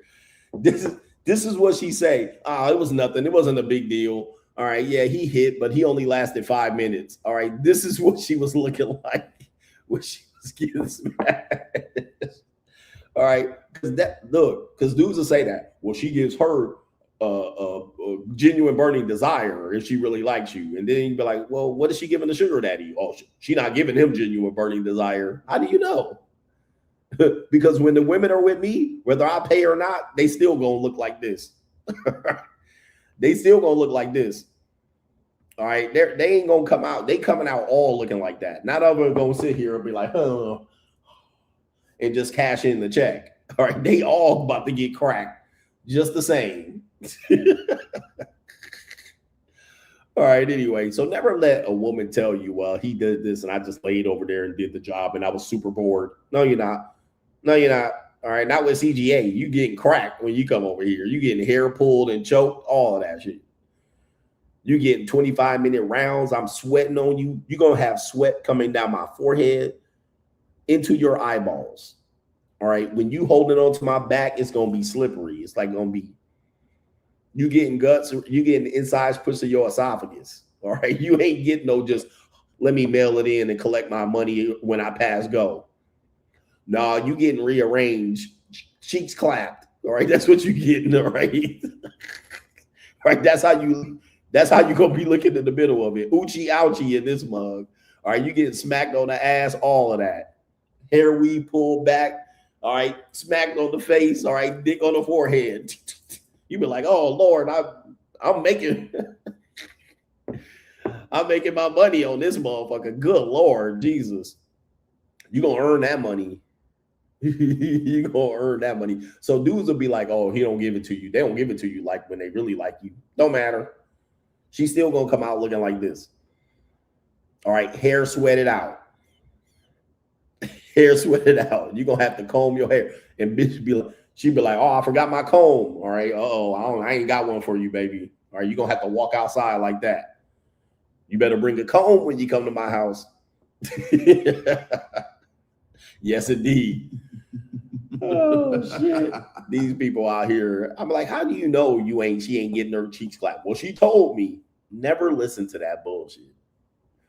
She ain't gonna tell you, man, this man really put it down on me, but I really like you. Key himself says, why do these husbands keep taking their chicks to Chris Brown concerts? Shaking my damn head. Well, there's a viral video going on with Chris Brown, so I'm gonna have to tune into it. I have to look at it. I did see it once, but not enough to talk about it. Maybe tomorrow. Maybe tomorrow. Shout out to our brother. It is. Who is it? It is Ken Rose is in the building. Shout out to you for the thumbs up. And then we're going to give you one more. It is Rue says, I just got back from my trip to Japan for spring break. I must say, Coach was not lying when he said that American lings don't even come close to the ones in Lingland. It was crazy to see the most basic lings were on a completely different scale than the ones here. You better boss up. And that is a co-sponsorship. Shout out to you. I'm rich, bitch. Yes, indeed. All right. Shout out to you going to Japan, the land of the ling and the rising sun. But yes, man, look, same with African women. You know, it doesn't matter. Whatever women that you actually want to go see, you like here in America, you probably have to realize you're not looking at the best ones. But that goes for anything. Like that goes for American men that travel to the area they're going to. That American guy is not the best American man that's going to visit whatever land that they're going to visit. So with that being said, you have to take it with a grain of salt. You have to understand that. And it's quite similar to what people experience when you talk about even people business-wise, or just, you know, the people who are able to come to a country from another country aren't necessarily going to be representing the best of that country. There's smarter and brighter people still in that country. So it is what it is. It is what it is. And that's a honest to God truth right there. So you do want to go then and see, since I've been in Asia for 11 weeks of the past 19 weeks. Okay, so that's more than half of the 19 weeks I've been in Asia from November to now. All right, going into April, I will have spent 11 out of 19 weeks in Asia. The lings and the real lings here, right, don't even hold a candle to the ones you have in America, although there's some pretty lings there. But I remember one time a Brazilian woman, all right, that I was seeing. I saw her in Park City, Utah. She was a nanny, and she also needed a bind fixed. And I met her in Salt Lake City, Utah. And she came through. We had a good time together. And this is when I was going to ski in Utah. And I told her, she told me she was Brazilian. Now, she was an attractive woman. But the next month I was going to Brazil, actually going to Rio de Janeiro, Ipanema, and Copacabana, and Barra de Tijuca. All right, I was going to the real Brazil. She said to me, she was like, oh man. She was like, well, you're about to see some real beautiful Brazilians. She said, the Brazilians here in America aren't the best Brazilians. She was like, and she wasn't trying to say she was super hot, but she was basically like, oh, I'm nothing compared to what you're going to see when you actually get to Brazil. And she was beautiful, right? She was gorgeous. And she was like, oh, you about to lose your mind, all right? Because this is not going to even be close. And it's true. If you think about how many actual Brazilians are in the United States, well, once they come here, even if they're subpar or just above average, most of the time they're going to be considered exotic, and you're going to be like, oh, I met this Brazilian woman in Utah. And you're going to be like talking about how Brazilian women are beautiful because that one or two Brazilian women that you're going to see are going to be good looking. And then you're going to go to Brazil and then you're going to go, holy shit. Those women in Utah, those two Brazilians in Utah have nothing on the actual Brazilians in Brazil. So you do have to understand that. Even the same with Asia, Africa, no matter where you go, anywhere in the Nordic regions and anywhere you go across the world, you're going to go see the real thing. Dominican women, the Dominican women sometimes in New York are very, very, very, very interesting. But anyway, it is what it is. It is what it is. Shout out to you for bringing that up. He just came from the land of the rising sun. It is 12:30 here, 12:30 a.m. What do we got next coming up on this show? We have It's an Evil World We Live In. No, we have, I don't know what this segment is, but we'll call it something. Let's see here. I guess it's, we'll call it Inside of the Mind. No, we'll call it It's an Evil World We Live In. We'll do It's an Evil World We Live In. We have a woman that says, what is a girlfriend? Again, for me, I'm emotionally detached from women, right? And I have no interest in emotionally attaching to women at all. Like, she can be emotional about me, but I really don't give a fuck. Like, I'm going to be like, okay, I'll be somewhat emotionally attached to you, but I'm just waiting for the other shoe to drop. So this woman makes a video about what is a girlfriend. Now, let me know if you agree with her stance on what is a girlfriend. All right, so let's let her take it away. What is girlfriend? Addition of problems, subtraction of money, multiplication of enemies, division of friends. Okay? What is girlfriend? Addition of problems, subtraction of money, multiplication of enemies, division of friends. Yeah, I think she got it. I'm going to say she's about right there. Listen, this is just based on my experience. That's what a girlfriend is. That's why, well, you got to get a woman that likes you. Bro, you still dealing with this bullshit. Like, yeah, that sounds nice and all. I want my fucking freedom, though. I think she was telling the truth right there. That's how I see girlfriends. I don't know how you see girlfriends, but that's how I see them. Want to be my girlfriend? I'll be like, not really. because additional problems already got problems. Subtraction of money, I know I don't pay. All right, multiplication of enemies. Yep. All right, even our girlfriends are going to be your enemies at some particular point. You just made enemies in division of friends. Yep, you're going to lose your friends too. So I think she's got it right. Larry C, you got some competition on the math drawing board. All right, this math is mathing.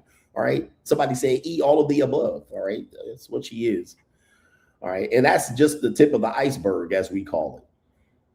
We have a great video from a woman who I think she has an OnlyFans. So, I got to watch out for her for promoting her. So a lot of OnlyFans girls make regular skits, all right, which they're trying to not just do some trashy shit. They're actually doing skits. And then you don't realize, oh, it's an OnlyFans girl. How do I know? I don't know. Right. But we have an OnlyFans girl who's doing a skit about the realities and the expectations and realities of taking your girlfriend on a trip. You guys know I've been going viral on the platform Threads, which is Twitter for Instagram. It's Instagram's Twitter or Instagram's X. Well, on Threads, I have a viral tweet. Anytime I post this tweet, I go viral. And it's basically talking about never take a woman on vacation if she's on her period. For some reason, that triggers the hell out of people over on Threads. It doesn't trigger people over on X much, but anytime I put a variation of that thread, the comment section goes crazy. I go crazy viral, and I don't know what happens. But the reality is, I tell you, when you take a woman on vacation, it's normally a shit show. First of all, you're taking her to where women are. That's fucking your whole program up. It's going to be expensive. And you're going to be doing little shit that she wants to do more than what you want to do. Then she's going to be nagging you and begging you. It's just going to be a disaster. Trust me, I've done it before, and it's just not it. I'd rather just meet a girl there, and I'll even host a girl that's from where they are, as opposed to bring a girl on a plane and have her complaining about it and taking pictures of her food and all this shit. So anyway, we have a woman saying vacation expectations with their girlfriend versus vacation realities with your girlfriend. Let me know if you agree or disagree with this. Play the video. Hey. Ooh. So excited for this vacation. Yeah. We can have fun every night. Can't wait. Let's have some fun. Hey. I told you not to talk to me when I have a headache. Do you want to have some fun tonight? I have been on a plane, a boat, a bus, and a train today. I am overstimulated. Do not touch me. Do not breathe on me. Can you get off the blanket, please? Okay. Do not touch me for the next 2 days. Oh, no. Goodness. Yep. Ye old bait and switch. All right, is going to happen. Now, when I go travel, all right, I literally be getting either multiple women or one woman. They know what time it is. They know I need my 2 or 3 a day. There's no negotiating. You're going to get sent home or you're not going to get your money, right? That's how it works. So I'm going to guarantee, I can guarantee when I'm not getting it. I can say, well, I'm going to just use these 3 days to go on excursions. I'm not going to get any of these 3 days, and I could just send her home in a way. I can go do the excursion I want to do. There's no negotiating this. What dudes do, they bring this in the ye old bait and switch. The reality is not going to match the fantasy. The fantasy is she's going to tell you when we get to Turks and Caicos, I'm going to give you punani.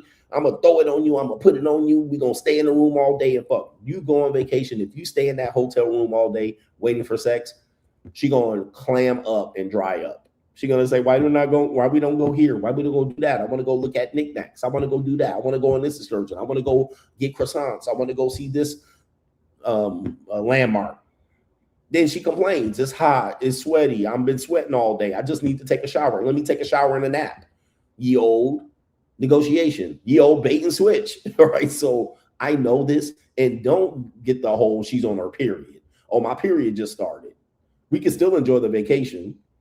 No, we cannot. All right. And yes, I'm running a red light. Hey, Betty. Hey. Ooh. So excited for this vacation. Yeah. We can have fun every night. Have fun every night. All right. Yes. That's not how it's about to work. all right, you already know that's going to be a bait and switch. And if you have kids, this definitely is not about to happen. Wait. Let's have some fun. This is how it's going to I look. told you not to talk to me when I have a headache. Yep, she's going to get a headache, frustrated. She's going to be hot, sweaty. She's going to be walking around with that fan. All right, she's going to be walking around with that fan. It's hot in here. It's cold in here. Can they adjust the air conditioning, the heat? She's going to wash her hair, come in with the towel, and we can't get no pussy pajamas on. When she comes with these pajamas, she matching the wallpaper. You ain't getting no sex from her. I told you not to talk to me when I have a headache. We've been running around all day. I've been on the bus, a train. Oh, you mean you've been on all the shit that I paid for? The ferry, the tour bus, the big bus around the city, all the shit that I paid for. All right, the airplane, all these little shits that I fucking provided you with to go to. All right, now you don't want to come back and give me no puss? Okay. Right, the free agent lifestyle for life, brothers. Do you want to have some fun tonight? I have been on a plane, a boat, a bus, and a train.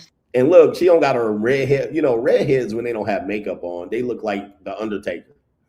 All right, they look like the Undertaker. They look like mean Mark Callis with no makeup on. So she got her red nose, pale face, all withdrawn and shit. All right, she ain't drawing her eyebrows and her fucking eyelashes or mascaras off. Okay, so redheads that don't have makeup on look like the Undertaker. All right, you can see the blue veins all in their face and eyelashes and shit. You get like, you know what I mean? Like a redhead, you can see they blue vein in here, blue veins in here, blue veins on their titty. All right, I like the blue veins on the titties actually. All right, but let's continue with on today's show. Today's show is silly. We have Straggle and Sniggle Theater. We have two mouthpiece niggies go to Miami and rent a Porsche 911. All right, so shout out to these guys right here. They're going to see what it's like to be CGA, driving around in a 911. Does a 911 get you better attention? So these guys right here, two-man Porsche method. Here we go. Baby. Baby girl.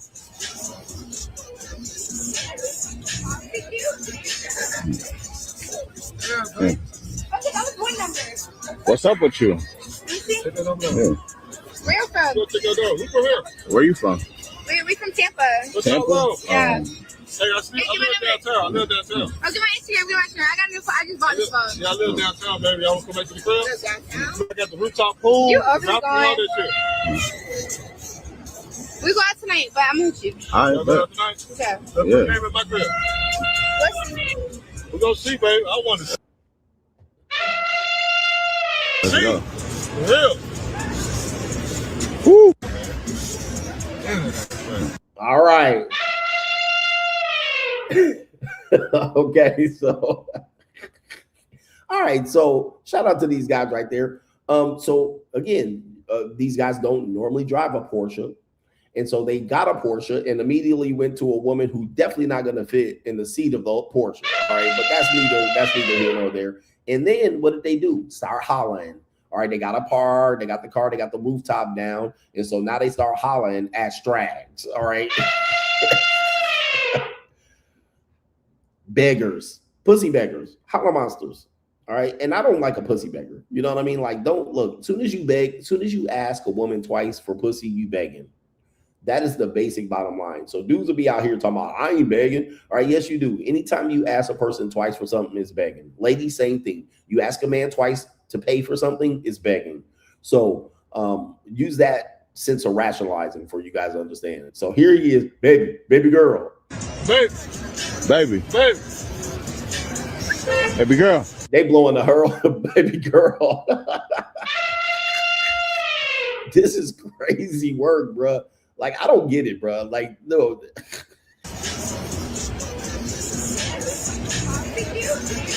And they come running out. Look at this, bro. Look. I mean, she does look juicy.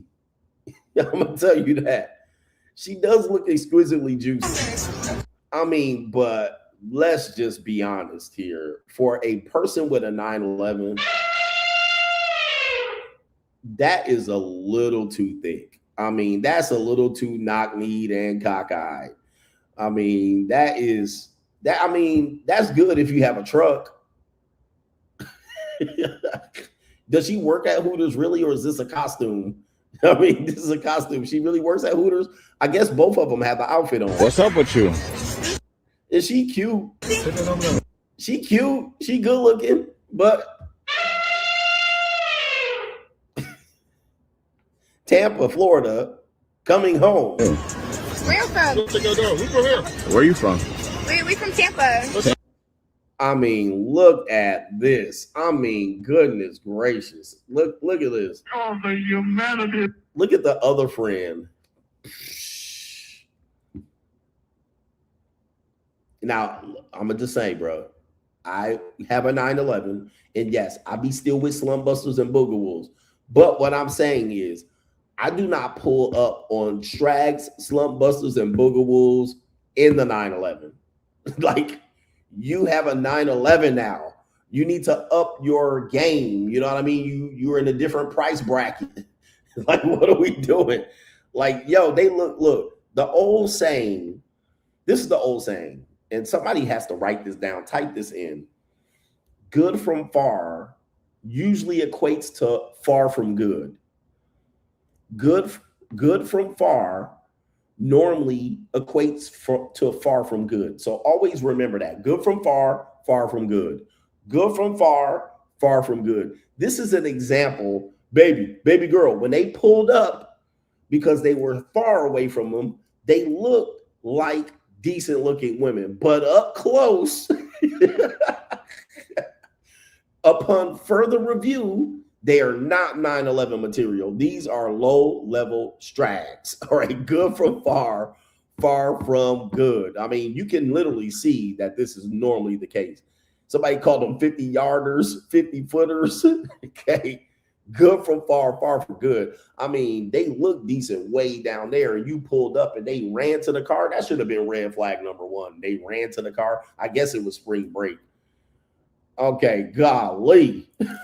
Anyway, it's an evil world we live in. Some of them have boyfriends at home for sure. Some of them were your girls, all right, and they out there getting it. Okay, last one here. Oh, wait till you see this video. And I'm not sure. Wait. My bad. Or they won't let me pause the video. Let me see. My bad. I had a failure. I had a thing going on here. Okay. We have a woman that says, and I don't know if this was the woman that was in the video, in the tweet about how she had she was promiscuous, but she married a virgin Christian guy. This woman looks similar, and she's saying something similar, so I'm just assuming this might be the same woman.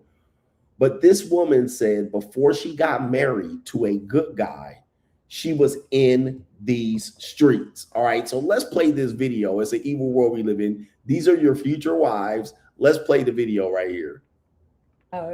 Godly, sweet, loving, servant-hearted husband after being with so many horrible men. I was with so many horrible men in my past. I can't even count how many men I've been with. My past before I was a Christian, and they're all horrible to me. And of course that all changed once I became a Christian, because godly, Christ-like men are like Jesus.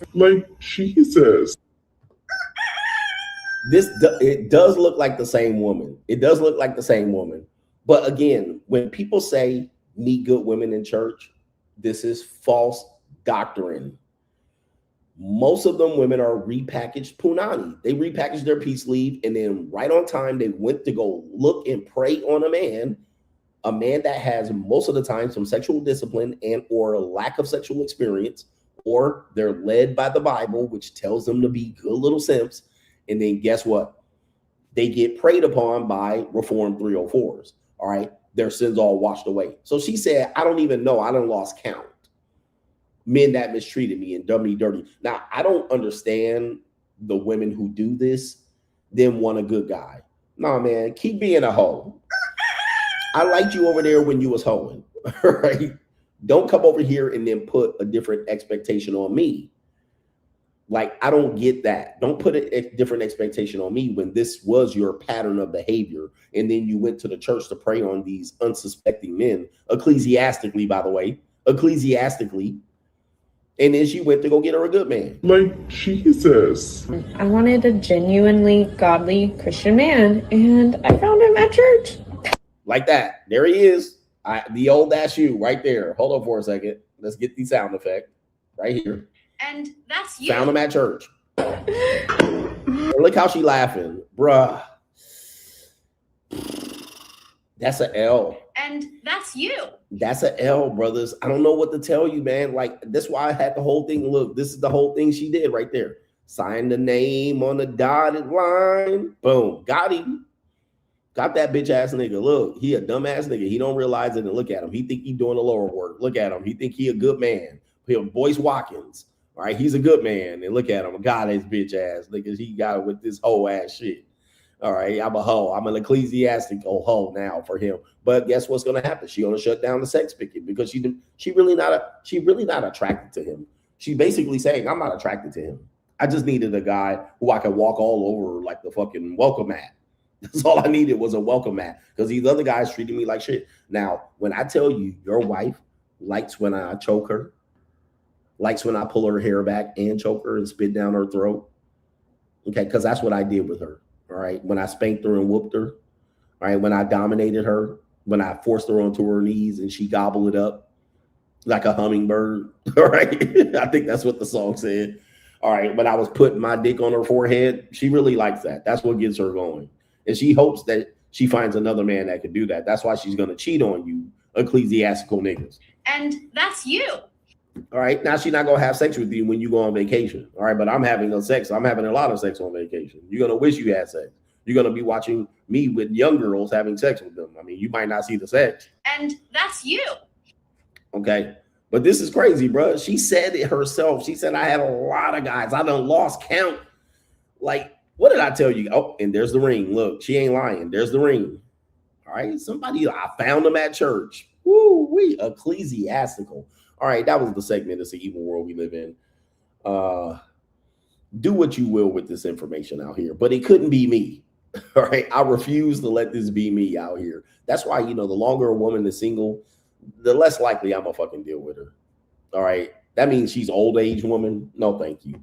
Shout out to Bring Up the Step Dummies. He says, would be interesting and ask the chat that are step dummies since they listen to your show why they still decided to be step dummies. Ran into an old friend. He has a stepson and he describes the stepson as a loser. What's the reason? He also described he got bitched at when he comes home. Okay, he gets bitched at when he comes home. Some dudes really like that position. Some dudes are weak. They're spineless. Some men need a master. Some men need a woman to like teach them things and give them discipline and put them on the right path. Like I'm a self-starter. That's why a lot of guys, you can't really understand me. Like guys that say, well, my woman told me how to study. And when I got with her, I started to get my life right. And then she taught me how to get a checking account. If it wasn't like, bro, my mom and my parents did a great job of giving me all that fucking information way before I needed a woman. My mom, man, when I lived with my mama, dude, from 16 to 18, bro, I was cooking my own meals and washing my own laundry. My mother was not doing any of that shit. She was a corporate woman. She wasn't doing that shit. If I had to depend on my mama to make meals, like she would make Sunday dinner every now and then. All right. But, I was the only child when I lived with her. My mother wasn't doing none of that shit. She was like, you better wash your own fucking clothes. You better wash your own shit. So I became very OCD and learned how to cook basic meals when I lived with my mother at 16. So I've never been the type of guy, like she told me how to get a bank account, open this up, first interstate, first bank account, go down to the bank, open this shit up. Here's how you get a credit card, drive, you know what I mean? She taught me how to drive by making me drive her ass around. Right? She was like, good, you can drive me around. I was a fucking chauffeur for her, thinking I was doing driving hours. Or I know I wasn't, I was a chauffeur on the freeway. So I've never had these need to then find a woman to put me on the right path. You know, my mother did she did a great job of it. So I never really was codependent on like a woman to put me on a path. Like, I just don't get it. Where dudes like, who taught you, nigga? Who was raising you to the point where some woman had to come in and teach you study habits? Now, I will say, I didn't know how to type until I got to college. Even though my mother would give me computers, I was still pecking the board and shit. All right, so I will say that. And then I had to get a woman to type me papers and shit. And she was like, you better learn how to type. And I was like, well, okay. All right, I handed in my first college term paper in fucking loose leaf paper, written form. All right, my professor was like, now, nigga. And this was 1993. So he was like, you get a typewriter, a word processor, they used to call it. Get a word processor. So I found this white girl to type my paper up. And then I was like, I guess I should learn. Then I was like, all right, ASDF, JKL, semicolon. And the rest is fucking history. So it's not that hard. So when I hear guys talk about how a woman did the basic shit to get him on the right path, I don't understand. I don't get it. I don't know who the hell was raising you to that point, who neglected to raise you. Where was your mama? Where was your father? What are we doing? It's absolutely weird shit. So I just don't get where people get to that point. And I always tell you, learn how to make 5 meals. 1 baked, 1 fried, and they got air fryers now. So ain't no fucking excuse. You don't even have to get the fucking Crisco grease out. I used to have to get the Crisco can out. And 3 grilled, all right, or baked. Dude, I used to have to get the Crisco out in the skillet and learn how much Crisco to put in the skillet before the Crisco rise up and set the whole house on fire. How much Crisco you need for popcorn. Yes, we used to make popcorn in the pan. How much Crisco you need for French fries. How much Crisco you need for fried chicken. Shake and bake, whatever the fuck it is, right? Because then you got to realize how much chicken you got to put in the fucking grease, and the grease is going to rise up and set the house on fire too. Now you got a grease fire that you can't pour water on. Like, I cook like that where my mama was at work. That's how I cook, nigga. I was cooking motherfucking steakums, steakum and fries where my mama was at work and didn't burn the fucking house down. Like, I almost burned the house down a few times, but you live and learn. All right, this grease is rising. Wow, it's catching on fire. Wow, I better remove the skillet. What do I need to do? So that's how I grew up. You know, you new niggas is just incredibly not independent. You're insufficient, or as the French call it, laissez competent. Laissez competent. You new niggas are incompetent. All right. I think the group of batch of men today are absolutely motherfucking incompetent. They're losers, incompetent, codependent, can't do shit, and they're fucking like laissez competent ass niggas. What is wrong with these incompetent ass niggas? So I don't know, bro. We had to literally because that's Gen X, latchkey kids. I mean, we were latchkey kids. So, you know, thank God our parents left us the fuck alone so we can raise ourselves. But these new men are incompetent ass niggas. And any guy that tells me that he wants women to support him financially or women like pay for him, that just tells me this is an incompetent nigga. Because never in my world would I ever think and wait for a woman to do anything for me. I don't get it. I don't want to live off of a woman. I don't want to live with a woman. I've never moved into a woman's house in my life. I know it sounds weird to you black niggas. I've never moved into a woman's house where she had the house set up and I moved in. Like, well, no way. No way, bro. Like, I knew these instinctively. Like, what? That don't even sound right. A woman will pay for you. Why? Why? Why would I wait for a woman to buy me something? I never grew up like that. Dudes will be like dating white girls. These white girls will let you drive their car and buy you stuff. I used to be like, so? Like, you're literally like, that don't even make sense. She'll buy you stuff with her dad's money.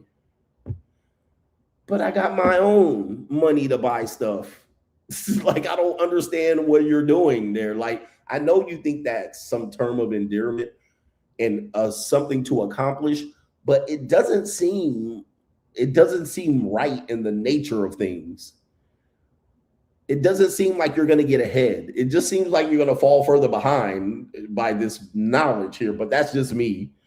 I don't know. You guys got the misery of low expectations here. Bum niggas, man, and competent males today, but they swear they're doing something. I'm like, I don't need no bitch to buy me nothing. If I want to go, by the way, I don't like when anybody buys me anything. So, okay. I don't like when anybody buys me things. Like if people buy me stuff for Christmas, I'm always uncomfortable. I'm like, oh, okay. And then it's probably something that I don't like. I'll just move it over there. When I go buy something, I literally go get it. My parents and my kids call me the guy that they can't buy gifts for. That's what they call me on Christmas. You're the guy we can't buy a gift for. So some try to be creative. Some just ask me straight up. But I don't like gifts. I don't like people buying me shit. I don't like people paying for me and paying my way into shit unless I just don't have it. I don't like it, male or female. I don't care who it is. So I don't get off on that. I don't like when people want to pay for my shit in a business deal. With business dinner and they want to pay for my dinner. I don't be like, man, I made this dude pay for me. Nah, bro. I'll pay my own way.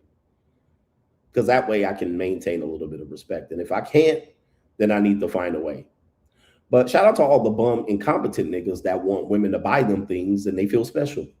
Somebody like, I'll go get the shit that I want. People come to my house like, damn, you got all this shit. Yep, I bought it myself. Bought it myself. Shout out to Blue Bag and says a little something for the community. Dick Fund, sponsored by Senor Gregorio. Free agent lifestyle for life. Shout out to you, brothers. All right. Ken Rowe says, on the contrary, CGA, I don't mess with single moms, period. Even for fun, casual fun, gold for play, and F-buddy arrangements, he says, saves me a hassle of explanation and playing babysitter to grown-ass adults. So I get what you're saying here. You don't want to mess with single moms at all. I think there's a certain benefit to single mothers, as well as when I was a co-parent single dad, is that I can use my kid as an excuse to excuse myself, right? To disappear, to date other women, right? To move around. And I can say, you know, my kids have a function. My kids have a soccer game. Similarly with women who have kids, when I know they have kids, if I'm just using them as recreational material only, they only have so much availability, which means in effect, I know they can't be always available to me because they got other priorities, right? Their kid and all their other side niggas that they're trying to balance, which is a balancing act. They can only have so many side niggas because they got a kid to take care of. So it ain't like they're going to have 8 side niggas. They're only going to have 2 or 3. Now, you got to fit in with those 2 or 3 in the rotation, which is fine with me. But they have something to go home to. They normally got to go home and take care of a kid. So, yeah, come on through, get on home. But I get what you're saying here because nobody has to deal with the BS. A man supporting men says a real man will retire from the free agent lifestyle and follows the Boyce Watkins lifestyle. A real man is a one-woman man. Shout out to you. And if you're a one-woman man, press 1 in the chat. If you a Dave Hollister ass nigga, shout out to Dave Hollister, formerly of Blackstreet. I'm a one-woman man. All right, that's the dream of every woman. They're going to catch a one-woman man. All right, ladies, I'm here to burst your bubble. As if history hasn't shown you, you are not going to get one man to yourself. The only way you're going to do it is you're going to get a nerdy, I would say a guy who is either worn out, he peaked in college, he's done with that lifestyle, or he's what I call it, introvert, hella introverted. He like to stay inside.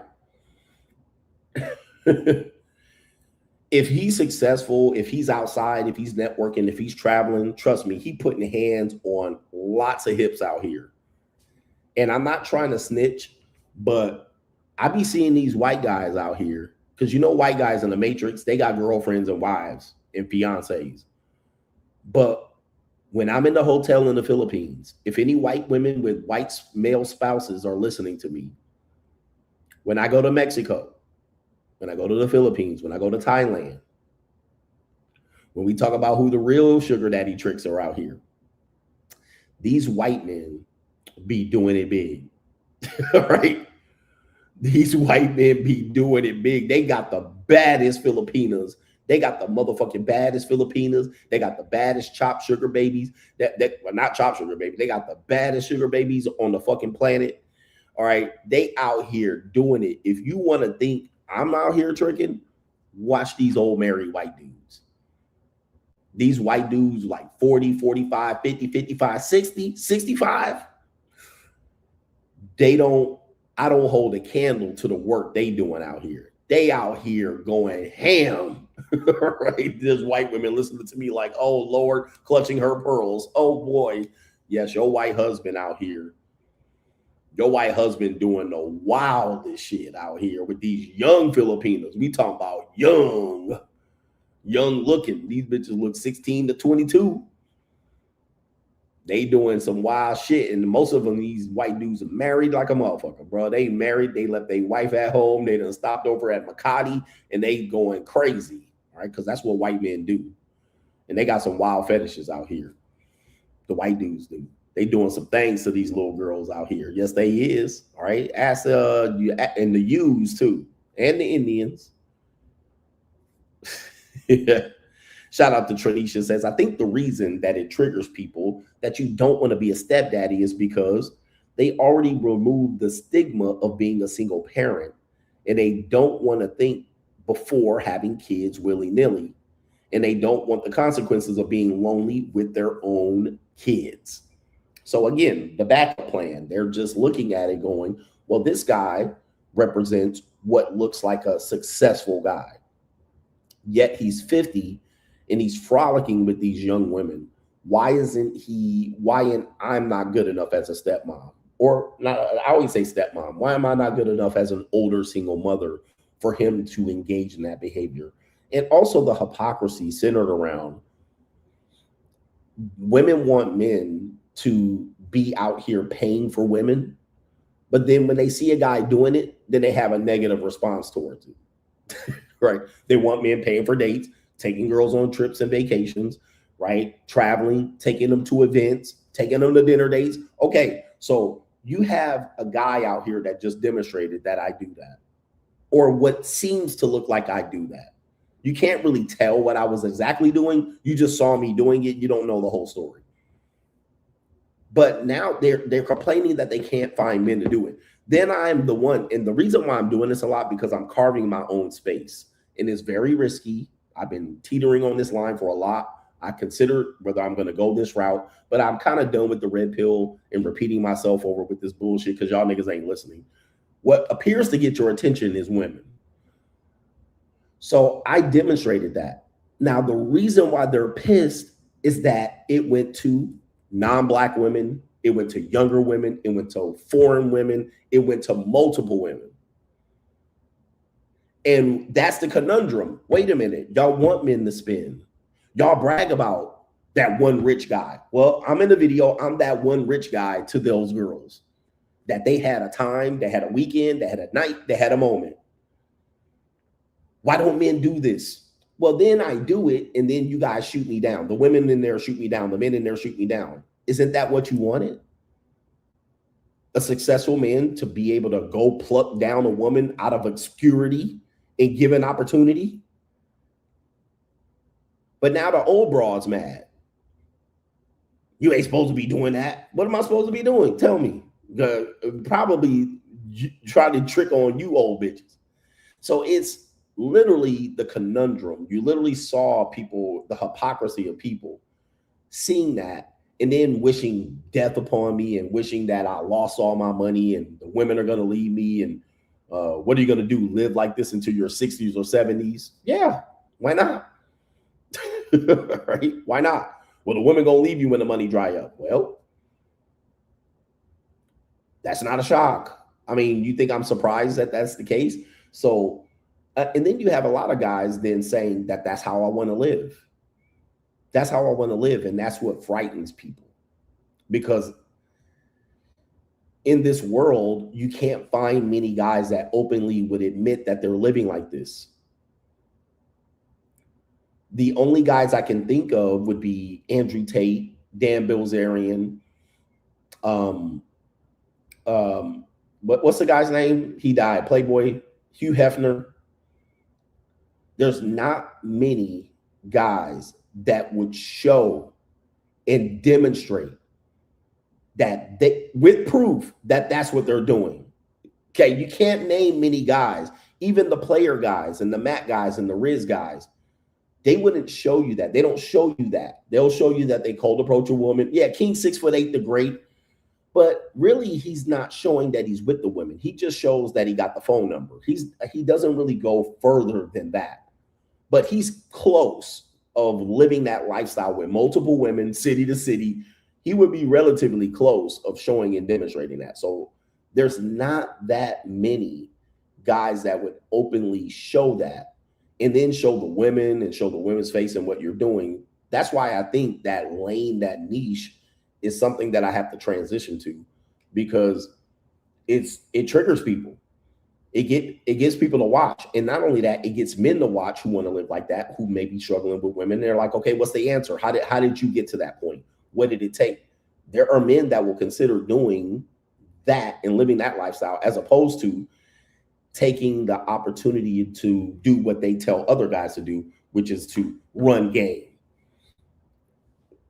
Let's run game on them. And then what happens is the guys try to run game. They ain't got none, right? They get shot down, rejected, humiliated. And then the guys that run game say, well, your game ain't that tight.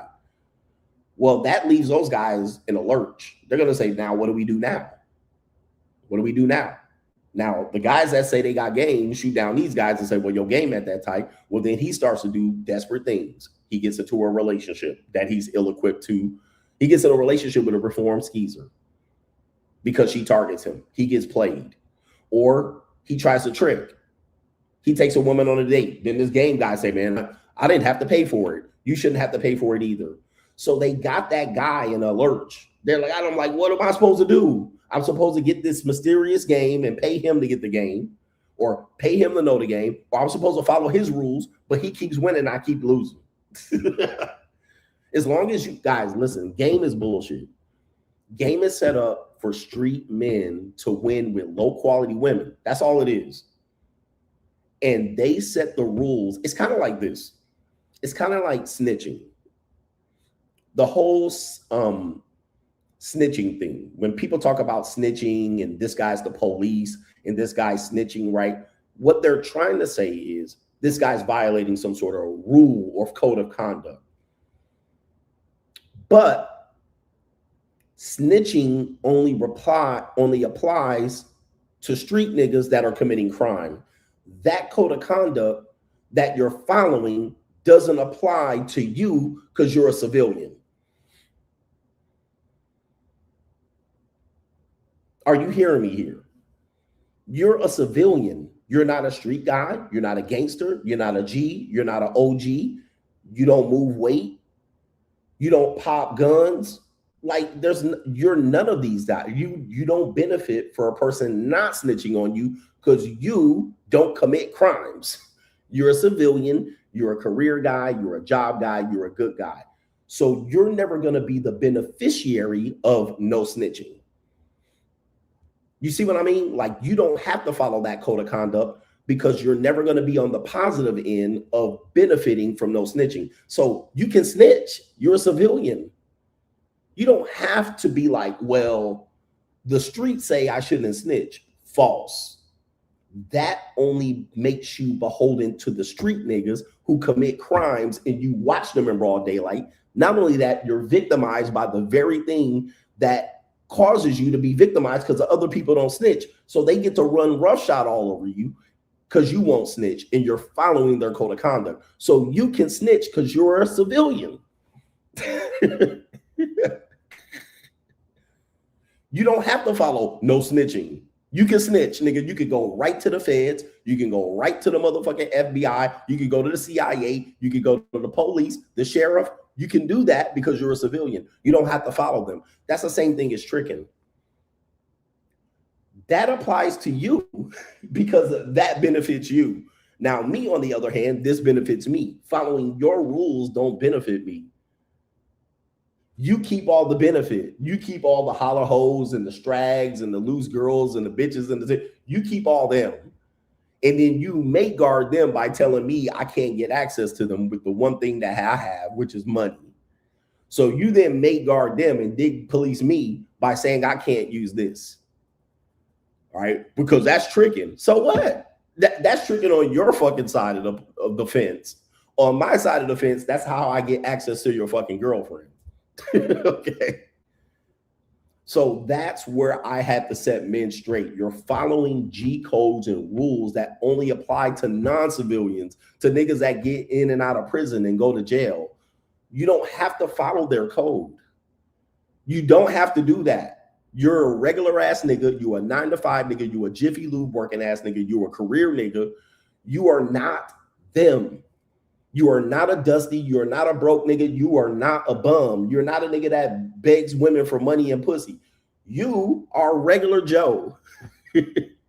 What you have to understand that big bank take little bank. Money talk, bullshit walks. She's not out of your league. She's out of your price range. You literally have to live your own rules, not their rules. Their rules don't benefit you. You're a lanyard ass nigga. You're a lanyard wearing ass, conference going to ass nigga. So you have to understand that, because that's the way they dick police you and control you to play the little game that they play, but then they guard all the hoes away from you. Now, don't fall for the bullshit. Don't fall for the bullshit. All right, shout out to you, Tranisha, with the stigma. Continuing on with today's show. Continuing on with today's show. Because I'm a snitch ass nigga. I'm going to tell you right now. I'm a snitch. I'm a trick, according to you old broke bum ass niggas. I'm one of them. So don't come around me thinking you're going to violate me and I ain't going to go to the motherfucking feds. I'm going right to the goddamn police. To the police station, filling out a police report of what the fuck you look like. I'm going to fill out the drawing and all that shit. You come up in my house. If you don't get filled up, full of lead, nigga, I'm going to the goddamn police and I'm telling and I'm snitching and I'm telling the description. I'm telling what the Buick fucking Regal look like and the Chevrolet Caprice. I'm telling every goddamn thing. Right? You niggas ain't gonna keep me in the motherfucking hole. Well, I ain't gonna snitch, nigga. I'm telling every goddamn thing. Everybody you was with, what your voice sound like, nigga, I'm snitching. So don't try to put them fucking rules on me. All right. True player for real, ass CGA. Nigga trying to put some street rules on me. Nigga, please. I don't go by the street fucking code. I go by the code of survival and CGA. I'm gonna snitch and trick, nigga. You can't tell me not to do some shit that advantages me, nigga. What? I'm gonna be like the motherfucking hall pass monitor in there, nigga. You supposed to be out of class? Where your hall pass? Get back to class. All right, right, your demerit, nigga. Get this nigga a demerit. You got detention, nigga. Get.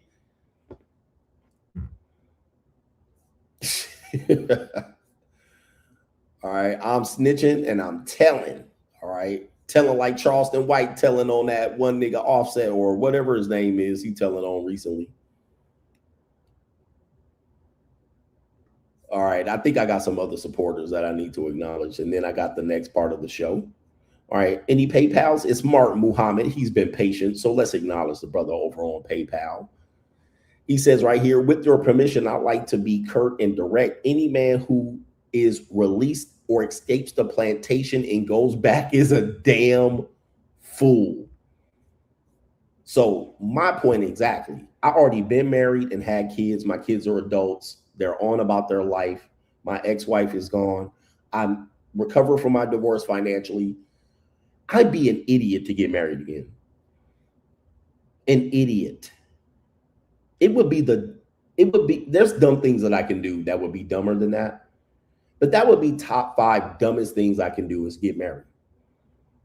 In the United States. All right, in the United States. That'd be top 5, one of the dumbest things. Top 2 dumbest things I can do. And then marry a motherfucking woman that has kids. I swear to God, bro, I already made it to 50. Look, I'm fortunate to make it to 50 in good health, looking good, looking younger than I actually look. 25 to that Vietnamese girl. I have decent money, and I'm able to travel. I work for myself. I'm healthy. I'm 50. I'm not 60 or 62. These niggas getting on child support at 62. Paul Pierce just caught a child support case. How old is Paul Pierce? You know, stealing ass Paul Pierce ass nigga. All right. Okay. Where's stealing ass Paul Pierce? Straight jacket. How old is Paul? He might be a year older than me. How old is Paul Pierce? 48. All right. Because I know he's right around my age. He's 48, just caught a child support case. That's 20 fucking years. That's 68 paying child support. And she want 30K a month, allegedly. Nigga. I'm telling you, bro. That's what you get for getting girls that so-called like you. All right, bro. That's because y'all be going in there and nutting in them and shit like that, bro, and having unprotected sex with these women. Bro, man, bro. 48. He's going to be 68 by the time he's released from this child support. 68. Okay, let's do the math for the free agent lifestyle. I'm 50. That means I got another 18 years till I get to the point where Paul Pierce is done paying child support. 18 years. And y'all wondering if I'm going to be out here fucking with young hoes until I'm 65? Paul Pierce going to be paying child support past that age. Like, no, bruh.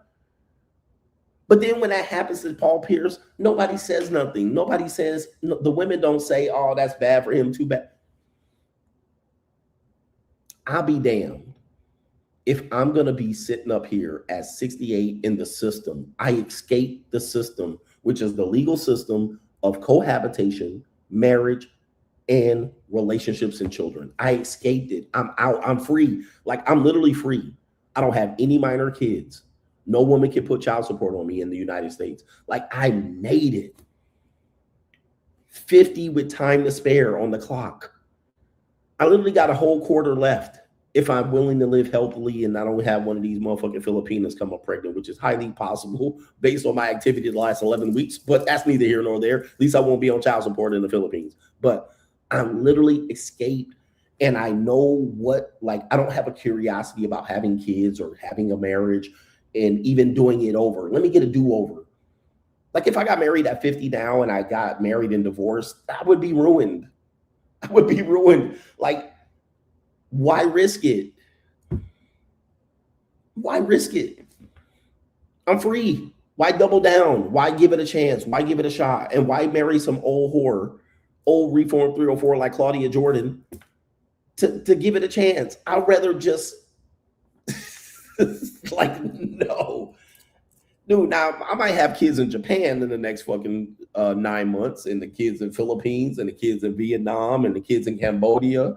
I might have kids in Mongolia, in Kazakhstan. I might have kids in Panama. I might have kids in Costa Rica. I might have kids in Colombia. I might have kids in Australia. All right, but I might have kids in Latvia. I might have kids there, but based on my behavior over the last few years, I might have some kids everywhere, but that's intentional, all right? Not in the United States. Getting back on with the show. All right, no way, bro. I'm not doing it. It's just not worth it. There's nothing that tells me it's worth it. You can meet the right one. They told me that before I met my first wife. I can meet the right one. I fell for that one goddamn time. Now, as George W. Bush said, fool me once, shame on you. Fool me twice. Well, if they fool you, they can't fool you again. I already know the okie doke. I already know it, man. You might find a one. You might find a woman that really like you. You might find a woman, okay, nigga, yeah. All right, fuck all that. Straight jacket. Yeah, I might find a woman that makes the difference in my life. Well, I ain't got that much life to live. Fuck it. 2 tears in the bucket, motherfuck it. You either Flavor Flav or you Chuck it. I don't give a fuck. I might meet her, but I might die in the process. Nigga, I don't give a fuck. I heard that the first goddamn time. You think I'm gonna fall for that shit again? All right, you might be out here missing out on the one. Okay, fuck it. I missed her. I'll miss her then. Fuck it. And if she really likes me, she'll sit her ass right down here. Look, if you really want to know, and there's women like this in my life, if you really want to know, if a woman really liked me, she would watch me live the free agent lifestyle and still be right there by my motherfucking side. Now, that is the truth. And I know at least 2 women that are in my life like that. All right. They know it. They see it. And they be like, when you coming home, I'll take care of you. And they're older women. They're not older than me, but they're older women. They ain't the perfect scenario. They're good looking, decent looking older women that have kids in the family and all that shit. They already know I ain't going to be a stepdaddy. I ain't getting married. If a woman really, really like me, she would see me doing this free agent lifestyle shit and she would be right there, not asking for a marriage, not asking for monogamy, not asking for pressuring me. She know I would have other hoes on the side and she would just be like, well, just let me be a part of your life. Now that would be the only woman that has a chance. That would be the only one waiting back in Los Angeles or Las Vegas till I get back from the Philippines with my baby mama in the Philippines. That would be the one.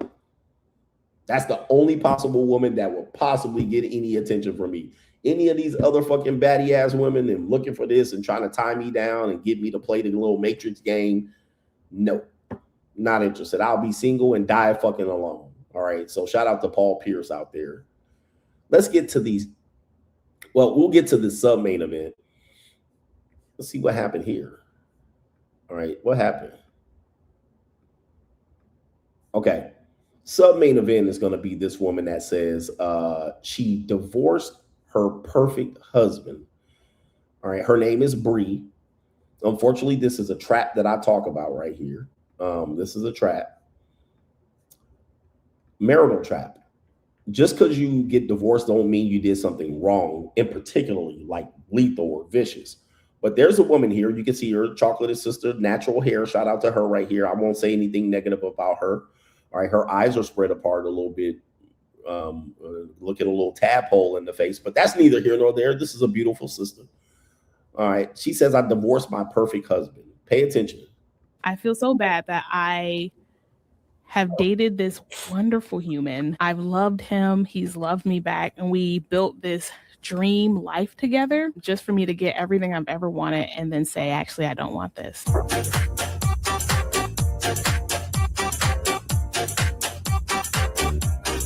All right. What in the hell? Oh, man, I didn't call it intro. All right. I know that's how y'all feel about my intro, too. All right. So here we go. Religions which control people through morality or perceived morality, and ableism/ageism, which controls people because it has led me to study narcissism the way that I have, and which led me to creating these, 6 narcissistic social hierarchies of control and this whole channel and my YouTube. Like, hey, shout out to my baby daddy. He sucks.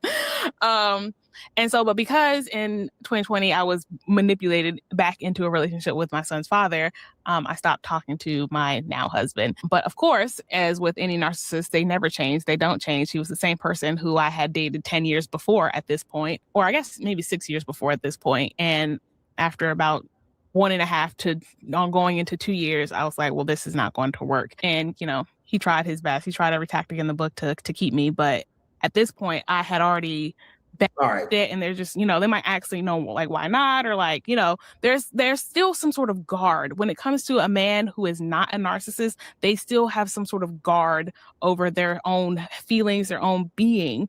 And that's not to say I'm excusing people who have, like, what is the opposite of anxious attachment? Elusive attachment, or like distant attachment, or the people who don't like to be attached, so they're always running away from people. That is different. Because they play games. They play games. You're like, oh, this. All right. So as you can see, the person that she married was kind of like the other woman that described. She met this good guy in church after she was a 304. Well, the woman doesn't have to be a 304 to be considered put in that lane. She could be with a bum nigga, which she's describing as the baby daddy's bum narcissist. It was his fault, Jermaine. He was abusive, all right? These type of things here, which you can clearly see she's a motor mouth, all right? And she's part of the problem. But she is more likely to be in love with the baby daddy than the actual husband, okay? And she has remnants, what they would call impressions, or she's been, I'm losing the word there. I can't remember the word, but anyway, she's been more, I guess, somebody give me the word, imprinted. What did I say? Imprinted. She's been imprinted by the baby dad, and she is married the other guy, the perfect husband, kind of out of spite or to get back out of the relationship from under the control of the baby daddy. But she definitely imprinted and more triggered and traumatized by the baby daddy, but probably still has more loving feelings for that baby daddy. That's why she's coming back saying she ended up divorcing the perfect husband. Okay, so she's talking about the struggles of domestic life, confronting patriarchy. Okay, you can see it's the struggle for personal freedom. This is a feminist as well, and she's claiming her feminism over the good guy. Let's continue. Typically fall back on my husband, and then that fall on his job, which is my way that I am currently living. If you have a partner, you are beholden to that person. Like my best friend lives in Ghana, and I've been wanting to go to Africa for basically my whole life. And she's there till April, and she has a place that I can go and I can stay. And I almost said no to going because I have a husband. And I was like, if I can't bring my husband and my kid, then I can't go.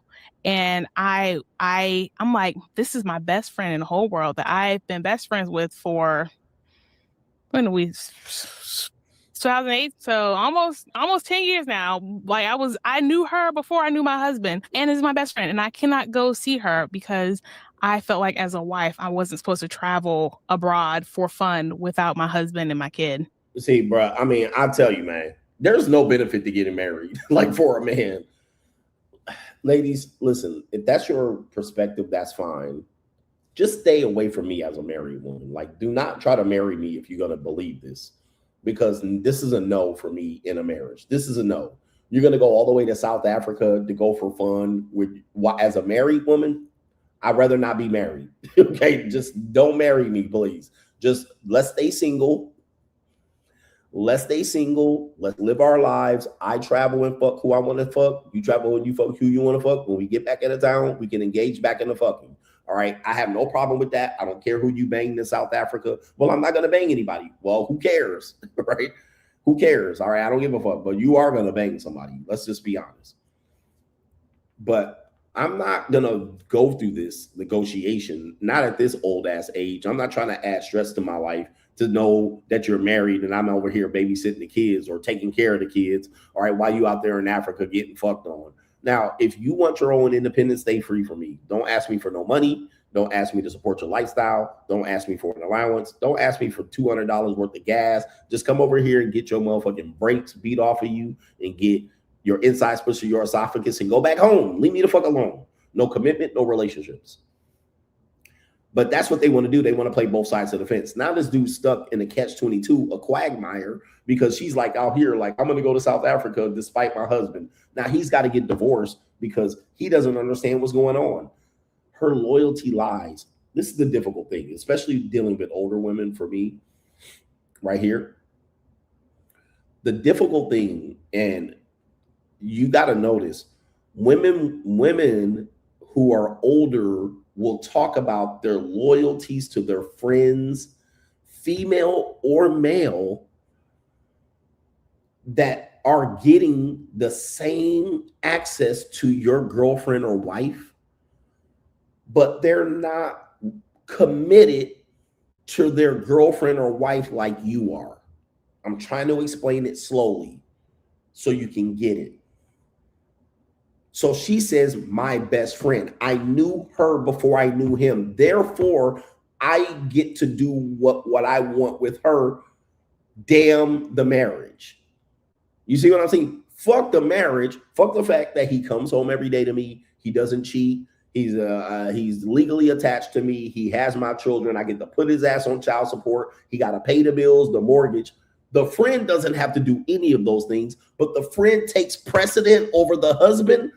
Hey, ladies, listen, if you want to believe that, please miss me with marriage. I'm not marrying you. I'm not in a relationship with you. I'm not going to be engaged with you. I'm not going to commit to you if you believe that. You can believe it. I just won't be a part of it. Meaning leave me the fuck out of it. That's all I'm asking you. I'm not trying to change your opinion, but leave me the fuck out of this bullshit. I'm not going to sign up for that when you're just going to say, well, I have history with this person. Same with male friends. He gets to listen to her, get attention from her, get messages and spread funny jokes. And she's going to go back and say, well, I've history with this guy. He gets to sleep on her couch. She gets to go visit him and go on dates with this nigga. Well, he's not a date. It's my male friend. Meanwhile, I got to pay all of these motherfucking penalties for a divorce.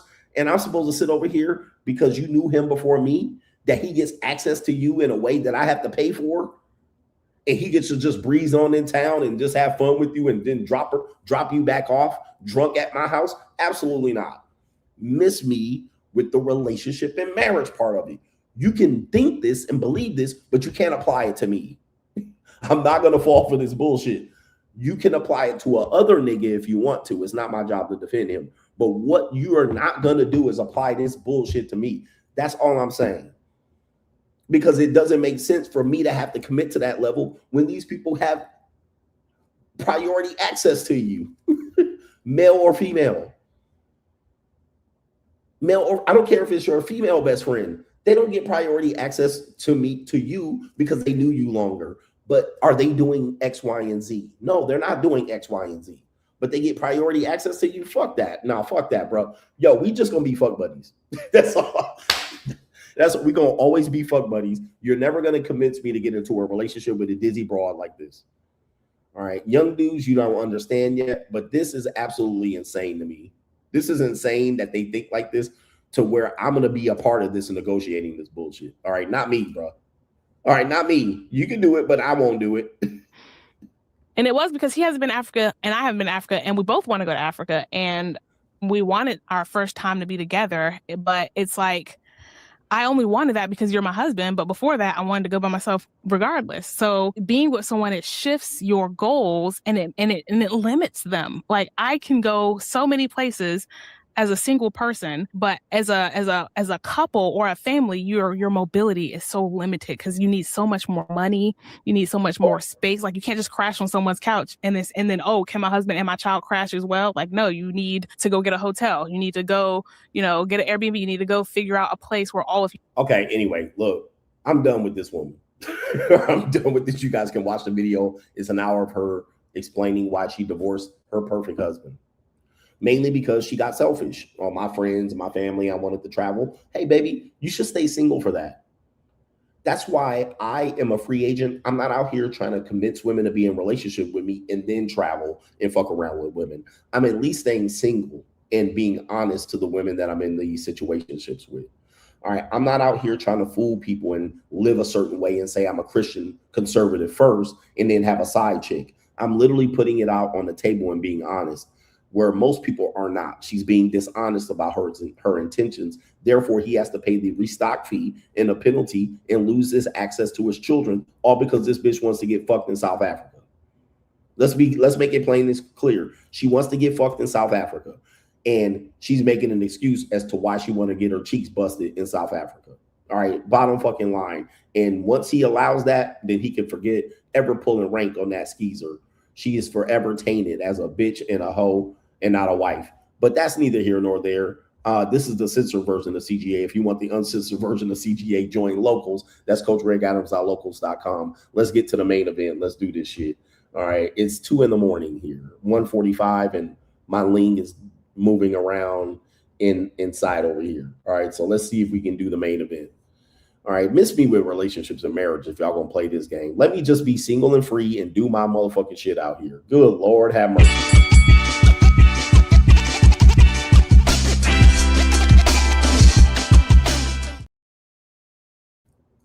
Do me a favor, hit the like button. We got the main event here. We got Claudia Jordan, aka Skeezer from 1996. All right, shout out to you. We got the main event. We got almost 2,000 people watching me here. I'm in the Philippines right now. I'll be back in the Desert Storm Bunker next week, and you're going to get some great shows on all platforms. I promise you, we're going to bring back the evening show. You heard it here first. It's going to be later. All right, so we're going to probably be doing evening shows during some of your popular shows, but we're carving out a new time, all right, on Twitch and on YouTube and all that stuff, and on Instagram and all that stuff. But we got the main event here. Claudia Jordan, as you guys know, I talked about her. She took exception to some of the things that she saw in my video, all right? And if you guys didn't see, I went feral on Instagram, in which one of my videos is approaching 1 million views. I don't know if it'll get to it. It's approaching 1 million views, and it's caused quite a stir in the comment section. 6,000 comments, some by celebrities, some by haters, but a lot of people congratulating me, even celebrities reaching out to me on the DMs, shouting out my lifestyle in the comment sections. So it drew the attention of people who are thinking I live a provocative lifestyle, like Boyce Watkins, ecclesiastical Christians like Andrew Wilson, and then also skeezers, old skeezers, calling me old trick, and Claudia Jordan saying that I'm community dick. All right, but Claudia Jordan, I thought it was actually funny for her to comment because, you know, she's been one of these voices, namely with Vivica A. Fox. What's the other woman's name? There's two other women that are associated. The woman that was in the movie with Ice Cube. I can't remember these women's names, but these women actually got into it with Kevin Samuels, and they tap danced on Kevin Samuels' grave when they were when Kevin Samuels died.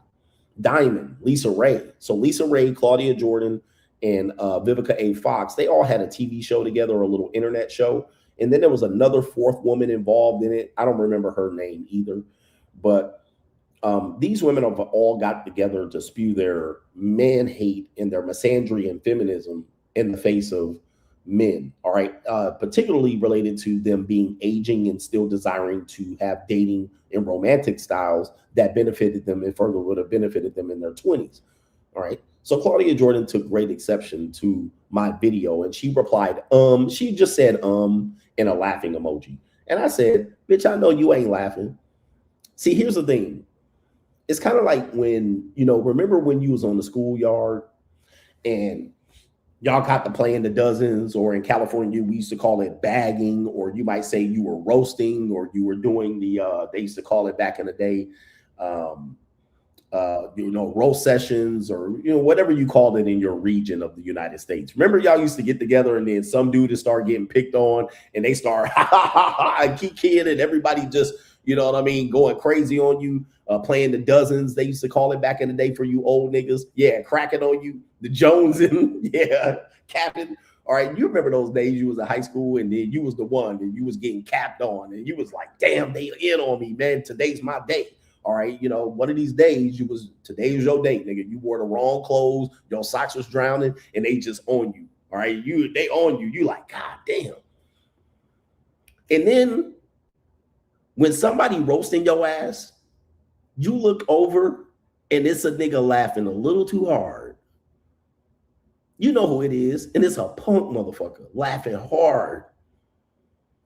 And everybody ha-ha and kiki, and you in your feelings, you tight. You like, damn, nigga, these niggas on me today. And then you look over and you like, I know you ain't laughing, nigga. All right. And then it's on like Donkey Kong. Then you get the little sweat off of you for a little bit. All right. Cause then you be like, you go pick on the motherfucker that shouldn't been talking, nigga. Oh, you laughing a little too hard. Don't let me talk about you and your mama, nigga. Right. You already know who I'm talking about. That's how I felt about Claudia Jordan in my comment section. That's how I felt about Claudia Jordan in my comment section. Bitch, I know you ain't laughing. I know you ain't talking. Okay, out of all the people who should be in here squawking, it shouldn't be you. Bitch, I know you ain't laughing. See, Boyce Watkins, I had to deal with him with his goofy ass.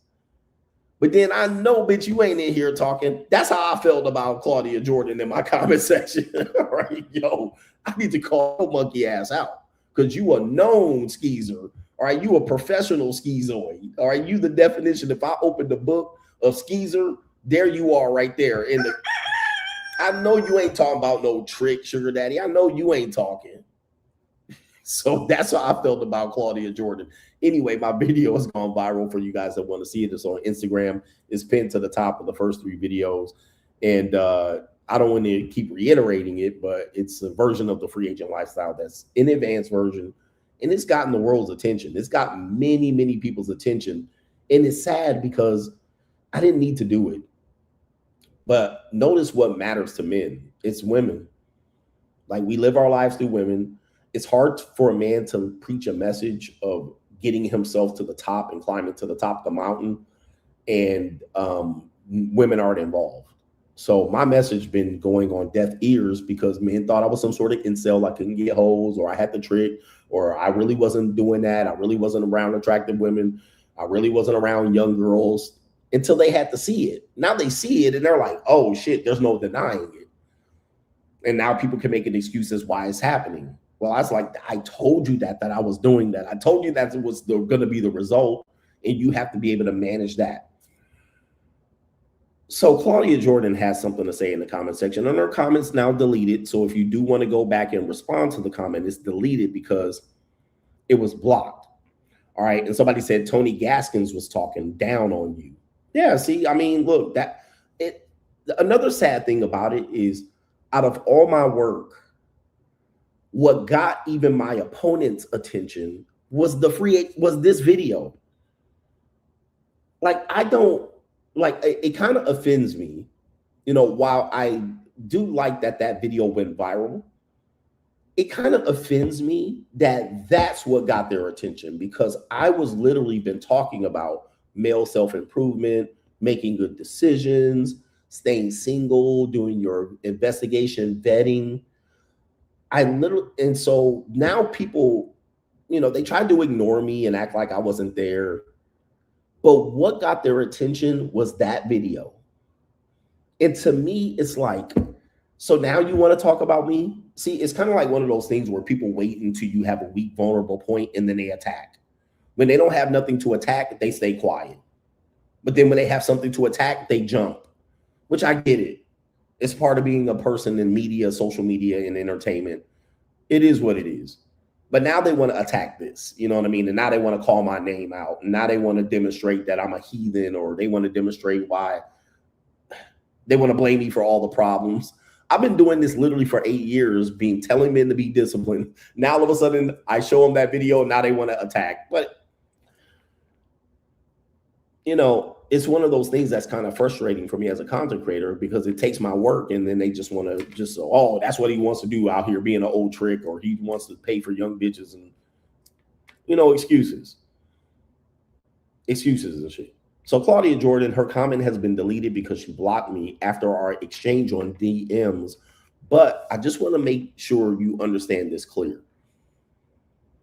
Claudia Jordan was responding to me immediately when I DM'd her, which means in effect, she was interested in me somehow. Now, what CGA is going to say is she wanted old boy. She wanted CGA. She was interested in me and interested to see if I was actually real, if I was that real motherfucker, if I was going to be intimidated by her celebrity, or if I was going to treat her like she's just a regular old Hollywood skeezer. Because I don't look up to entertainers like that. I like that celebrities can be in there validating the post, but I don't look up to entertainers. And I don't look up to entertainers like, oh, these people are above me, or I should be scared of them. But Greg will tell you, she was just in here poking and prodding, all right? But the fact that at the end of the show that I did about Boyce Watkins, I said, oh, Claudia Jordan in there talking shit. Let me hit her up in the DMs. She immediately responded to my DMs, and she went on a long diatribe to talk about me, talking directly to me. Wasn't her assistant or any of that. So she was ready to respond to me specifically in these DMs. And I'm going to show you the result of those DMs. All right, I'm going to show you the result of the DMs. We're going to do this live right here on the Al Gore's internet.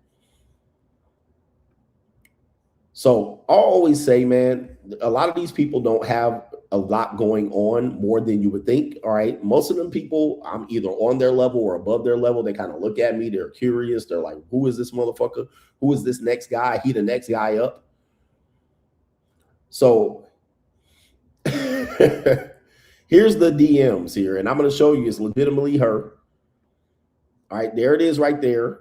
All right. There's a check mark. That's her right there. Now, what had happened was I screenshotted her comment. So you cannot see the original comment, but I screenshotted her comment right there. And I put it on my story and I tagged her. And I said, old skeezers in the comment section, your time's up at Claudia Jordan. Now, I also did this to Boyce Watkins. So this wasn't me picking on women. I did this to Boyce Watkins as well. So I responded to Boyce Watkins' comments and I said, the simp enforcers are out. And I tagged him. Now that didn't get, I think that initially got her attention. And she deleted a comment. But at the end of the stream, I said, should I get her? So when people want to say, well, CGA, you responded to her first. I did say at the end of the show that I was going to message her in the DMs. All right. So that was the message that I sent. Come get that CGA experience, best trip you've ever had in 52 years. All right. So that was my DM to her right there. That was my DM. And apparently she responded initially, but she deleted it because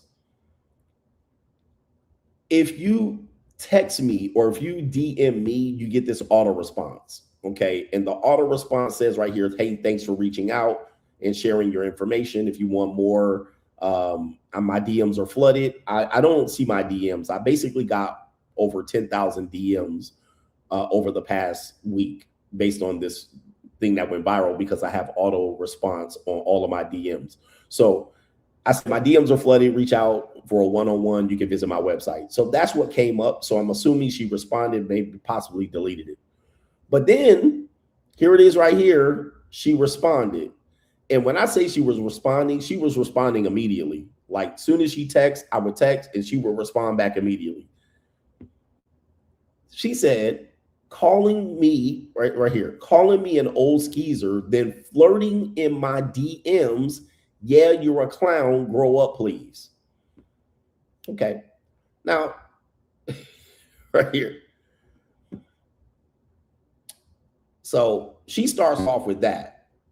You're flirting with me in the DMs. So she did see that I called her an old skeezer.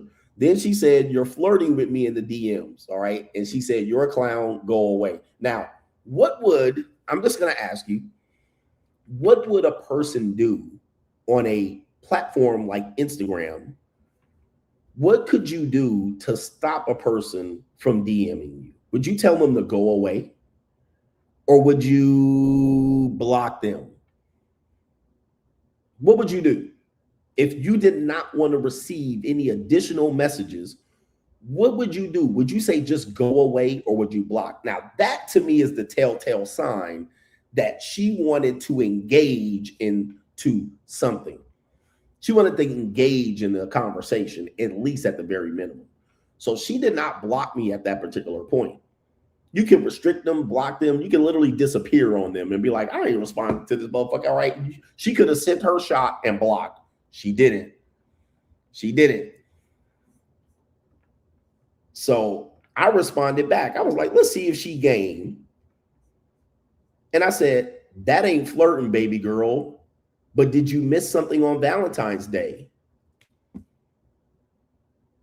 I had to set the record straight. I wasn't flirting with you. I basically, you'll see it later what I was suggesting because I'm going to come back to it. But I said, that ain't flirting, baby girl. But did you miss something on Valentine's Day? Now, again, if you saw the original Boyce Watkins show, I had discovered that she was complaining on the Breakfast Club that she didn't get sex on Valentine's Day. Now, I asked her a question. Remember, I'm an unknown guy to her 48 hours ago, apparently, according to her. If she's such a celebrity and such above me, you would get that question and be like, who is this guy? Block. Does she block me? No. I said, that ain't flirting, baby girl. Did you miss him on Valentine's Day? She said, what? That's telling you, that's interest. So she's knowing something's up. She wants to have a conversation. What? Why would she care about what I thought about her on Valentine's Day? But I reeled her back in. Okay, let's get away with that flirting. This ain't flirting, but let me tell you something about something else I might know. Oh, she knows who I am. She trying to play like she don't know who I am. She knows who I am. She said, what? What did I miss? Oh, okay, let me tell you, since you listening. I said, you didn't get no loving, no touching. I said, sounds like you're in need. Then I said, tell daddy more about it. All right, where's my get him daddy right here? All right, where's get him daddy? All right, because today I got time for sure. All right, but where's get him daddy season at? I don't have it. Tell daddy more about it. Okay, you didn't get no loving and touching, so she knows what I'm talking about. Then I said, sounds like you're the one in need. Sound like you need some healing, baby. Tell daddy more about it. Did she block me? No. Where's the block at? This tells me, where's the block at? She still ain't blocked me yet. So she then says, OMG, you're so corny. Now, you can take that legitimately, or you can realize that pussy percolating over there. All right, she.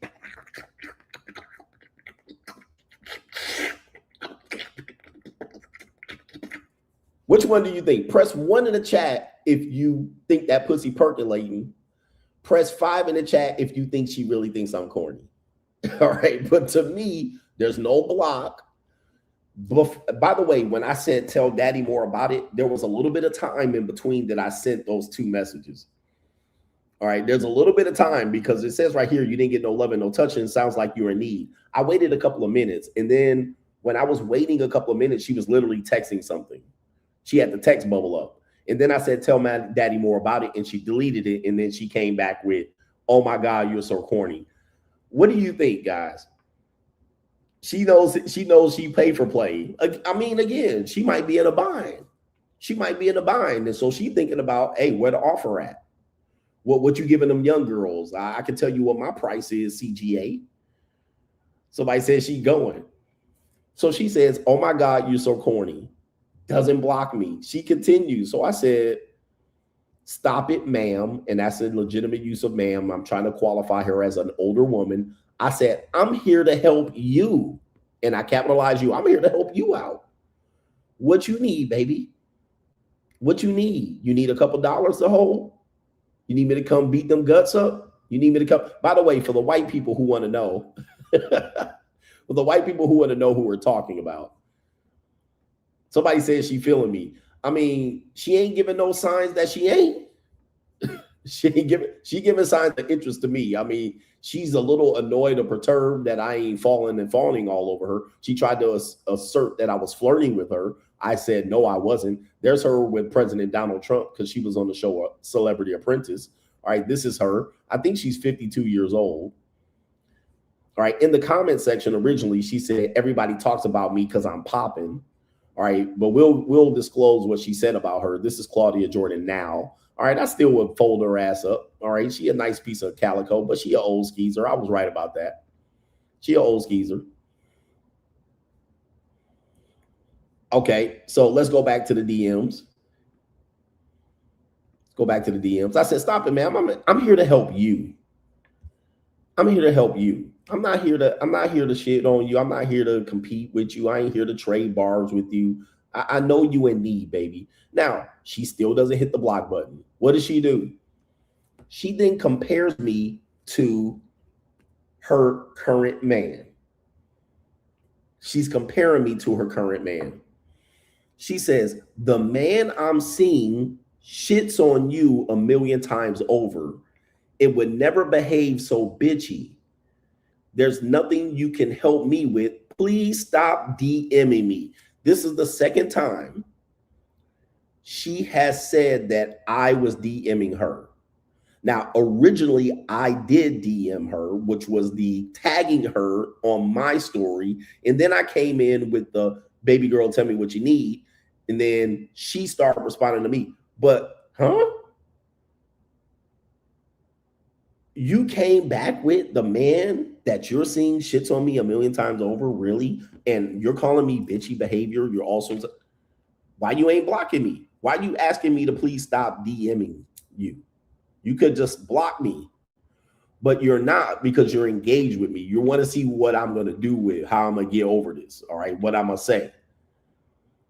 And I said, okay, ma'am, I already know your story. And I said, but he's not your man though. You're sharing him. But I said, have it your way, meaning that I'm not pressuring you. I'm not harassing you. Have it your way. I was literally just had the last word. I wasn't going to say anything. She keeps engaging with me. Remember, she asked me to stop DMing her. She's engaging with me. Then she says, you don't know shit, knock it off. And I said, I'm using your words. That's all. I'm not pressuring her. I'm not banging her. I'm just basically just be like, hey, look, that's what you said. And I said, you also said that a few weeks ago, your man was having sex with his ex and didn't have sex with you. So your man shits on me, but you're sharing him. All right. So, okay. So I'm just basically like, hey, baby, tell me what you need and we can make it happen. I'm here to help you. I'm not trying to tell daddy more about it. All right. I ain't flirting. All right. I can give you what I need, what you need. All right. Tell me what you need. I can handle it. I can beat them old corns off your toes. And then trying to compare me to her other man, which is someone unnamed, in which I know information. And she says, you don't know shit. Basically, I'm using your words. You said your man on Valentine's Day was sleeping with his ex, not you. Okay. And then she goes further. Here we go right here. Now look at this. For a woman that doesn't want to be DM'd, she sure got a lot to say. So you're telling me this woman's not interested in me? You're telling this woman is turned off by me? You're telling me the video she saw just made her get the ick? Now she got all this to say. She typed all this shit out. So this is what she said. And Claudia, if you're listening to me, the offer is still on. I can beat them dusty cheeks up and them cobwebs around your pussy out. I can beat that up if you want to. All right. I can come over and deliver it because I done been with bigger and better than you. But I'll still use you as a trophy. I can still say I banged Claudia Jordan and I can just come to my audience. If that's what you want, I'll keep it discreet. We could do a video together or whatnot, but I'll beat them soggy, soggy cheeks up if you need to. All right. I don't hold grudges, Claudia, and I'm not bitchy. And you're projecting. Claudia says, I know your community dick self ain't talking about sharing. Remember, I said, you're sharing your boyfriend. She said, I didn't know shit, knock it off, but she didn't deny it. You can't deny it because I have the video of you saying it. Then she called me community dick. I know your community dick self ain't talking about sharing. She says, sir, please, you won't win this battle of wits with me. Best to go find someone else to play with. I thought your post was cringe, nothing more, nothing less. Why are you explaining yourself? Why are you explaining yourself so much? I'm not about to be in an IG fight with yo ass. She said you ass, but I know what she meant. I'm not about to be in an IG fight with yo ass. I'm not in a fight with you, ma'am. I'm not in a fight with you. I'm here I literally was just hitting you up to see what you was in need for. And then she said, I said what I said. You screenshotted it. and made it more of what it needed to be for content. And I'm certain that you'll make another video about me. You're right, because that's what I'm doing right now. I'm making another video about you. So there you are. And I screenshotted it. You was in my comment section. You don't want to open your mouth. And I said, I know you ain't talking. What more do you want? See, that's an invitation right there.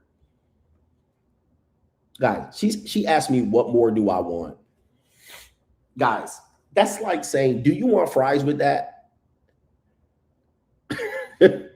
What do you want? She asked me, what more do you want? That what you're telling me she doesn't want to engage in this conversation? She's interested in something. She just ain't gonna say. She trying to get me to say it and then get me on the hook for saying it. So it says, well, what more do you want? She says, there will be no flirting, no playing like that. I'm seeing someone amazing, and this has gotten more attention than it should have. Now, please run along and enjoy your life. Now, again, that's the third time she asked me to run along and stop DMing her and whatnot. That's the third time. Now, watch this. Video chat started.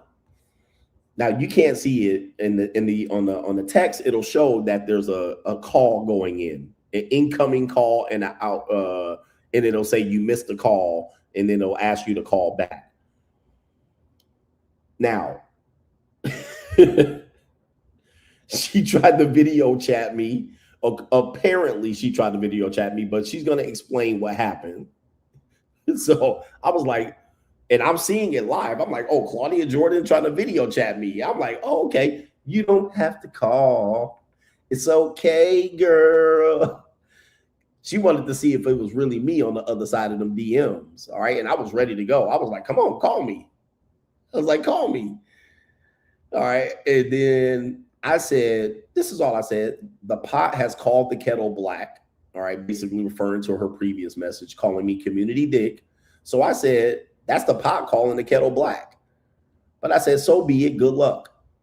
Then I saw that she tried to call me. And I said, oh, you trying to call me now? Call me again. Call me again. And here she goes. So she's still engaging in this conversation for some reason. And by the way, this is the middle of the night. I think it was probably maybe 11 o'clock West Coast. This is like 11, 12, 1 a.m. on the West Coast. Then she said, yeah, okay. She said, nope, was trying to hit the block button. All right, I'll give her the benefit of the doubt on that one. She tried to hit the block button. She tried to say what she said and hit the block button. I'll give her the benefit of the doubt. I don't know how the block button works on Instagram too much to be able to hit it fast. Maybe she hit the call. I don't know. I have no idea. But she was like, she tried to say that and hit the block button, but accidentally hit the video call. I mean, I don't know how the block button works. I maybe only used the block button over the last 10 years or 12 years, maybe 8 times, right, of blocking people. And like, I could block people from the comments, but to go from video, I've never blocked somebody from the DMs and then went to block them. I don't think I've ever tried to do that. So she trying to say she tried to block me instead of video call me. What do you think? What do you think? Is she lying or is she telling the truth? And she still hasn't blocked me. She's still talking shit. All right, but let's continue. She says, nope, I was trying to hit the block button, and you ain't never seen me community. Always a relationship, girl. Only bitches believe fake gossip with no proof. Why are you bothering me? Seriously. So that is about the 4th time she's asked me, why are you DMing me? Please stop DMing me. Why are you bothering me? To me, let's be honest. Am I bothering her? Am I forcing her to respond? Am I leaving long messages? Am I begging for anything? Am I asking for anything? In my opinion, I'm not bothering her. She responded to me. So at that point, I was ready to be like, okay, it's on, like Donkey Kong. All right, look, how much is gonna cost? Let's talk turkey. Yeah, somebody said, please just proposition me. That's what that meant. That's exactly it, in my opinion. What she wants is ask me out, give me a deal, proposition me, tell me what you want. Right here, let's keep the conversation going because my feet are getting cold. I'm getting bored. I got another DM. That's what she wanted. In my opinion, she's like, let's see what you offering. Let's see what you offering. Please stop bothering me. What more do you need? Tell me what you want. Stop DMing me. Yeah, she want her ego stroke. Okay, baby girl, it'll be all right. You are really a queen. I'm really interested in you. She wanted me to go that route. You know, I really want to see you. Let's meet sometime. I'm in LA. Let me fly you in. That's what she wanted. But I wasn't giving her that. I wasn't giving it to her. Okay, baby, I'll leave you alone. I'm sorry for bothering you, queen. Then she threw this insult in. Why are you bothering me? Seriously. Don't you have a teenage illegal to molest? Now that tells me right there that there was something there, because she compared her man against me. Now she's saying, go get them young girls. Don't you got some young girls to talk to? Don't you tell some young hoes? That's what this is about. See, you can't tell me she wasn't feeling salty about this. Don't you got some young teenage, what's she call them? Teenage illegals to molest. Teenage illegal to what? There's no teenagers on my profile. See, she wants me to be like, well, I'll take your old soggy cake ass. Jealousy, yes. Hurt and bitter. Because that's what it's about. Because if I would have been in there flirting with her ass and call her, she would have been like, okay, tell me what's up. But I wasn't giving her that. And now she like, leave me alone. Don't you want to be with them young girls? Go get them young broads. Am I reading this wrong? So she said that's what she ended with. Really? And I said, you're literally messaging me. How am I bothering you? Laughing emoji. All right, you're messaging me with long ass messages. I'm not messaging you. I initially messaged you, but you're the one going in asking me questions and wide open-ended questions and accusing me of shit that I ain't done. Okay, but I said, you're literally the one messaging me. And then she sends another message to make an excuse as to why she's talking to me. She said, you tagged me and then I got in my DMs. Now, let me just say this, gentlemen. How many people have you messaged, gentlemen, in DMs and never got a response? Celebrities. Instagram thoughts, Instagram models that just simply ignored you.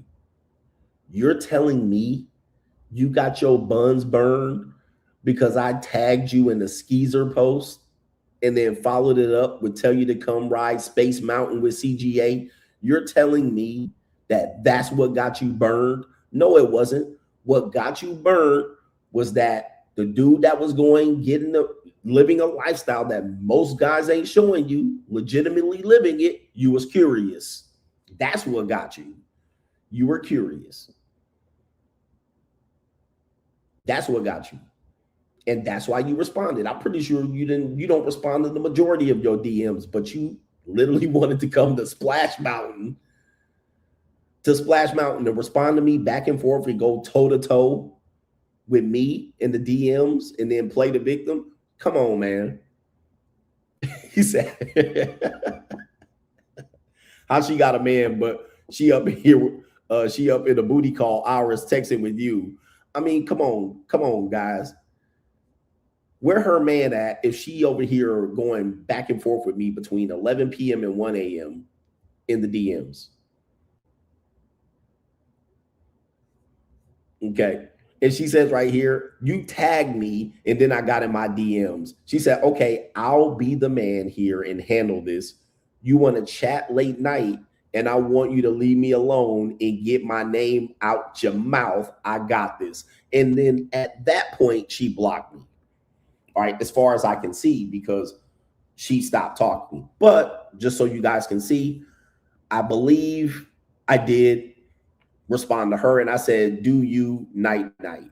All right, that's all I said. And I basically am mirroring what she said because she was talking about late nights. And I said, do you night night, no big deal. All right, I ain't about to get on here and jock you. All right, that's what I ain't about to do. I'm not about to get up here and sweat you in the DMs. Trust me. I mean, I got bigger and better, younger fish to fry than that. So what do you think about this? You know, I'm not going to toot my own horn or pat my back and say she was after me. I think she was curious enough to respond. At the very least. She didn't make a case that she was trying to shit on me other than the fact that she was just throwing up shit tests and shit like that. She wasn't really there shitting on me like that. I mean, you can make a case for that she was, but I think what it was she was inviting a conversation. She was inviting a conversation. Let me see what he got. Let me see what game he got. Let me see what he gonna say. Let me see what he gonna spit. Let me see what he gonna offer. That's what I think she was doing. Not to say that she would have went, but I think she was open. Her ears were open. She was like, you got my attention, nigga. This is the only time I don't give that many dudes my attention, but you got it. I think she was willing to listen. But she was playing plausible deniability along the way to say that she wasn't. Let me know if I got it right or wrong on this one in the comment section. But I think she was curious at the very least. Now, she did call me community dick, but let's just review something here, Claudia. All right. We did look up your file. Okay. We're going to pull your file real quick. Talking about I'm community dick. I want you to consider that as you look at this. Claudia Jordan's long list of alleged ex-lovers and boyfriends. She did say bitches do gossip, and that's a nice little butter pecan Puerto Rican set of cans, but long list of alleged lovers. This should be interesting. Let's go to this page. What do we got here? We got some of these people I can't see. We got Genuine, Nelly, Simeon Rice of the Tampa Bay Buccaneers. We have Maurice Green, a former U.S. Olympic medal sprinter. We have Darren Sharper, okay, Dwight Freeney, and some of these people I can't see who their names are. Let me see if I can remove it and share the screen with you because it's a little bit blurry. All right, it's a little bit blurry, but you said community dick. You called me community dick. All right, you got some nerve to run around here saying you ain't community nothing out here. Now, is Darren Sharper the guy that went to jail?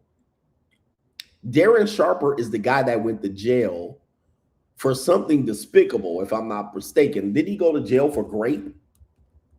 All right, that's one of your ex. Let me see here. Darren Sharper went to jail for drugging and raping numerous women across 4 states: Louisiana, California, Arizona, and Nevada. That's her alleged ex-boyfriend. All right. I mean, you cannot make this shit up. All right. I knew that's what the case right there, but all right. This is her list. Genuine. Community dick. Really? Okay. All right. Nelly. Oh, that looks like Tigger. Big Tigger from BET. Not Big Tigger from BET. See, when she say her man shit on me, bro, I'm CGA up in that motherfucker. I'm CGA. You already seen CGA. Trust me, in your life. Who is this white man sitting up here? I don't even know who this white guy is. All right, but this is the previous guy. We got football players. We got Olympic sprinters. We got R&B singers and rappers, video show hosts, shit like this. All right, and you can add old Coach Greg Adams next to the name right there. And by the way, what's your name? Claudia Jordan. You can add Hollywood CGA to that list. Every woman's fantasy, including you. All right, and we have proof on today's show. Every woman's fantasy. Lord have mercy. Somebody said Suge Knight. Okay, man. Is she trying to call me community? Oh, my Lord Jesus Christ. Like I said, the pot has called the kettle black. And she didn't like that too much. But I will say I did have an opportunity to put a bid in, and I think she would have accepted my bid, or at least she would have had the opportunity to turn it down. All right, that's what she wanted. And I think some people could possibly say she wanted me to simp for her or give her a bid so she can reject me. Okay. Which is another thing that she would probably have done. And she would probably like, nah, nigga, you be out here with these young girls. You don't want a woman like me, and reject me. But I didn't give her the opportunity to do so. This is why I don't use the cold approach, is because women will want to reel you in and then still be like, yeah, I appreciate the approach, but here, you're rejected. So she didn't get the opportunity to reject me, which made her, okay, this nigga ain't gonna go ahead and do that. So she skated. So I said, you know, she catching an STD. Oh, I ain't said nothing about, ma'am, I ain't said nothing about that. Don't come over here to try to get my pocket. I ain't Tasha K. I ain't said nothing about your status out here. And nothing about mine either. All right. I'm clean as a whistle. I don't know if everybody is, but ours is. We have a lot of support here. Okay. Can I explain why males say, but she got ass, they'll get offended when they get called rainbow? I can't find a woman's butt attractive if her face isn't attractive. Not necessarily. That's not an all gold syndrome, but some dudes are. I notice when I'm on vacation, married guys always look at single guys traveling solo like me with either shock or happy to see me enjoying themselves, being free, but the wives always look bothered. Why is that? Because they don't want the husband getting any ideas.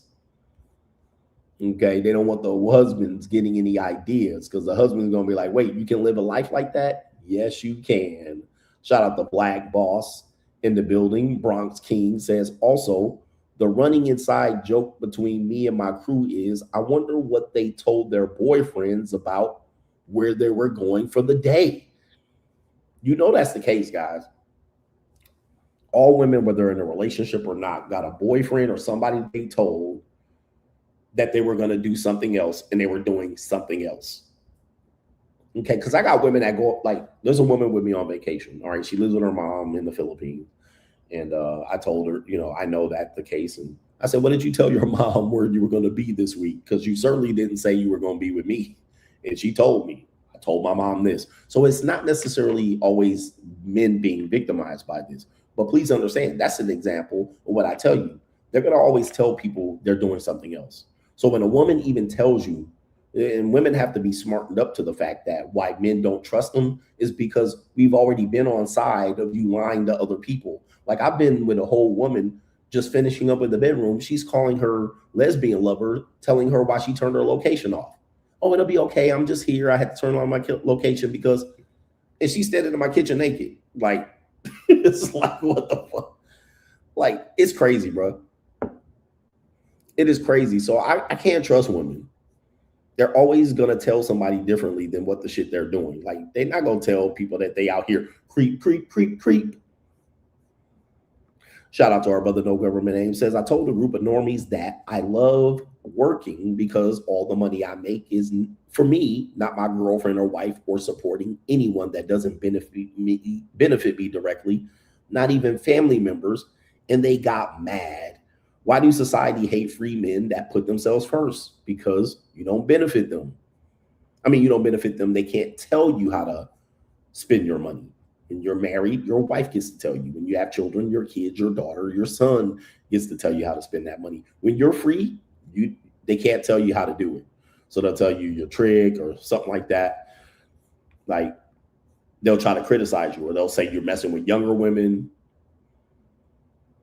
Can you explain why bitches are obsessed with morality and what other men do with their salami? It seems like they get mad, just like women that can't get over on men with leverage. Okay, it's not morality that they're trying to say. They will frame it as morality, because the same guy will tell you morality will say he's a player or a pimp. Well, morally, we shouldn't do this, but then he'll talk about how much of a player he is. What they don't want to do is have you price them out. It's the same as when a guy says, guys will say this, when you're doing like traveling to these impoverished areas and messing with the women, they'll tell you, don't pay them too much. Don't tip people too much. Don't be generous. Don't pay them excessive wages. If you have a maid, you know, they have maid culture here. Don't give them too many pesos. Now, the reason why they're doing that is that they can have further control over these people. The minute you pay them, just like you pay people in the United States, that is now the barrier, because they're going to say, now I had this one American that paid me this. I had that one rich guy that paid me that. That way, then the people who have the resources can control it, but those people have limited resources. You have maximized resources. You literally can control the whole thing by overpaying and fuck their whole program up. And they don't want that. The whole ecosystem would be tossed out. Now, whose problem was it? Whose problem is that? You got to ask yourself. Because guys will say that about men who pay women. You're messing up the ecosystem. You're messing up the game for us. But here's the question. Whose problem is that?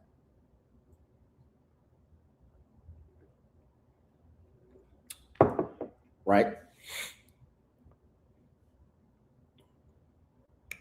It ain't my problem. That's you problem, nigga. Right? So if you get priced out, that's your problem. It ain't mine. So get your fucking chicken bag up. Go back to work. Because it ain't going to be my motherfucking problem if I got more money than you, nigga. Because money talk, bullshit walk. So if you get priced out or whatnot, it is what it is. It ain't my fucking problem, nigga. Go, you go take care of yourself, nigga. It ain't my problem, nigga. So I'm gonna control a better marketplace. It is what it is. But what'll happen is the dudes that'll say that will be actually trying to lower the marketplace.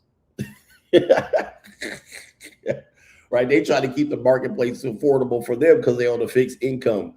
Whatever, nigga. It ain't my problem. See, in my world, I don't give a fuck about the rest of y'all niggas. In real perspective, if I see $1 on the floor, I'm not going to pick it up and see if you wanted to have it. I'm not going to pick it up and see if you want to split it into quarters. I'm going to pick it up and say, the hell with you, nigga. Like, that's how I'm going to do it.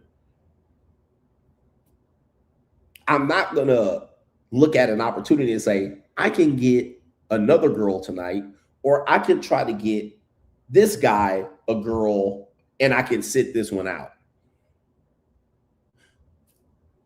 I don't believe in that. What I believe in is I can give you as much information as I can to possibly better your situation. But if you don't want to listen, you cannot drag me back, you fucking crab, to play the game you're playing. I'm going to play the game I'm playing. You play your fucking game. I play my game, and let's see who fucking wins. All right. That's what it is. Nigga, life ain't fair. Right here. Life ain't fucking fair, nigga. It is what it is. There ain't no, I'm supposed to help control the ecosystem too? Fuck out of here, nigga. No, hell no. All right. So what happens is the people who have less, or they're restricted, or have limited resources, they try to control the narrative. But I'm like, but I'm up. I don't know what to tell you. I don't get it. Don't pay them. Don't overpay them. That's your fucking problem, nigga. Hey, pony up. All right. I want y'all niggas out of the game. All right. So when they start looking, they can look over at me. Now, don't tell me I'm going to get robbed and all that shit. Nigga, that's all scare tactics. You see, these niggas only got scare tactics. Well, look, they're going to end up robbing you and making you a target. I got security, nigga. I live in a secure building. But stop. Scare tactics. All people got is scare tactics. Scare tactics. All right, nigga, was you getting robbed when you was paying them $125? No. I'm paying them $150. Am I going to get robbed? No. The answer is no, nigga. This scare tactic ass niggas. All right, they trying to scare you back into compliance to play a bullshit game that they can't really play. Price these motherfuckers the fuck out and leave these niggas starving out here. Leave them pussy begging and starving. Go ahead and work your magic, your game out here. Get your game tight, as they tell you. When you ain't got no game, get your game tight. All right, go get your money tight, nigga. All right, don't get your money tight, nigga. It ain't my problem for fucking up the ecosystem. Y'all messing it up for us. Don't you tell us to go get our game tight when we can't get no pussy out here? Well, go get your money up.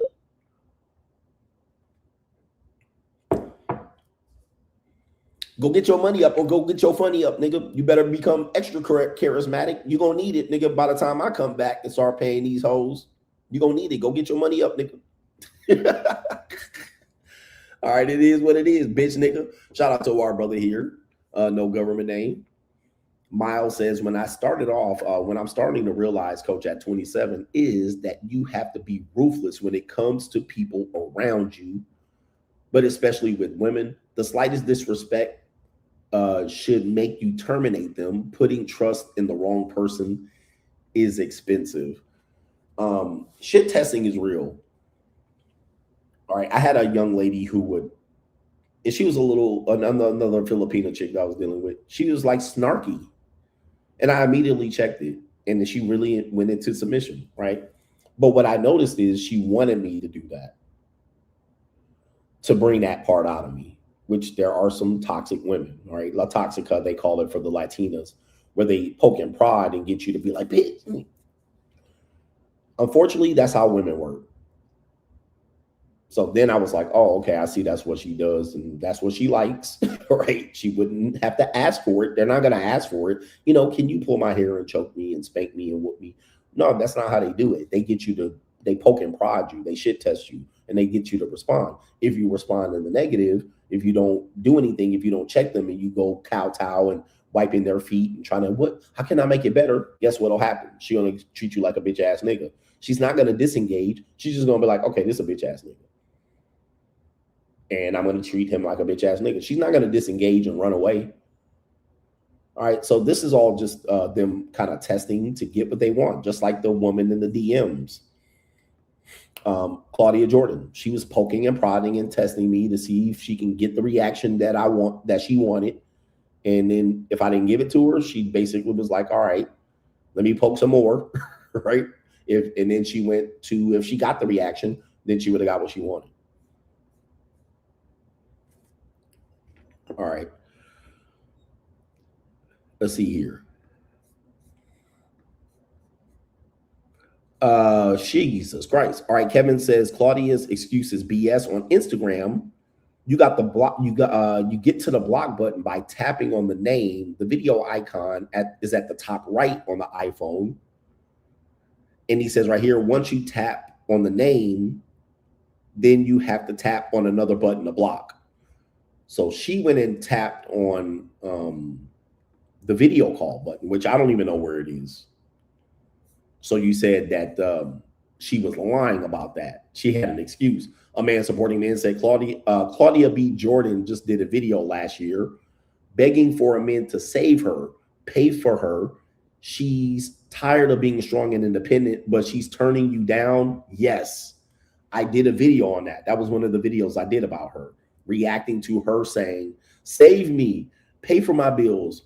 And then she came out and said, I was just joking. No, she wasn't. Dude, she's in the DMs of a guy, okay, who just demonstrated that referring to me, was willing to, it doesn't look like I'm funding a lifestyle, but literally willing to go on vacation, looking like he has access to money. Like, people don't really know. You don't really know.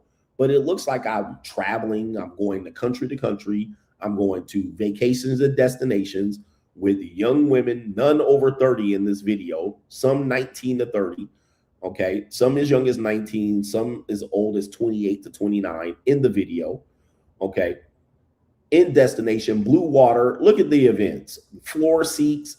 So Claudia Jordan was sniffing that, even to the point people were saying I was tricking, which was weird because I'm like, taking a girl to an event, like a boat. Okay. There was nothing that insinuated that. I mean, like you could say that daddy, I mean, you got older women, younger men. All right. That's a hotel. All right. That's a rental. That's a rental. All right. That's at a party. That's at my birthday party at the Encore.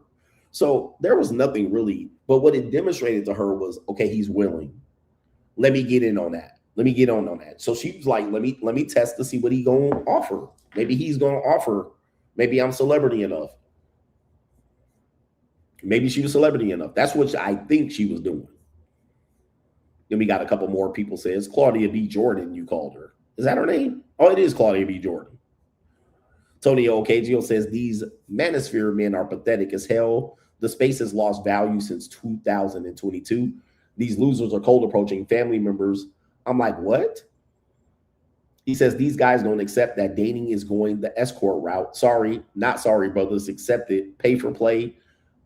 Play with your PP, bro, and play with your peen. It's going that way. Monetized dating is here, right? It's beyond here. Anybody denying it now and telling me again, like, here's the thing about it. Okay. If you're not showing receipts today, there's nothing you can tell me about what you're doing that's going to matter today. Because you guys all have phones. You guys all have cameras. You have video recorders. You have photos. You have platforms, multiple platforms. You have private platforms. You have DMs. There's no excuse for you not to produce a receipt for whatever you're talking about. So when you start talking on the internet, and I just literally laid down the gauntlet, there ain't no more talking. Sorry, gentlemen, I ain't hearing shit if I don't see shit. I gotta see some shit.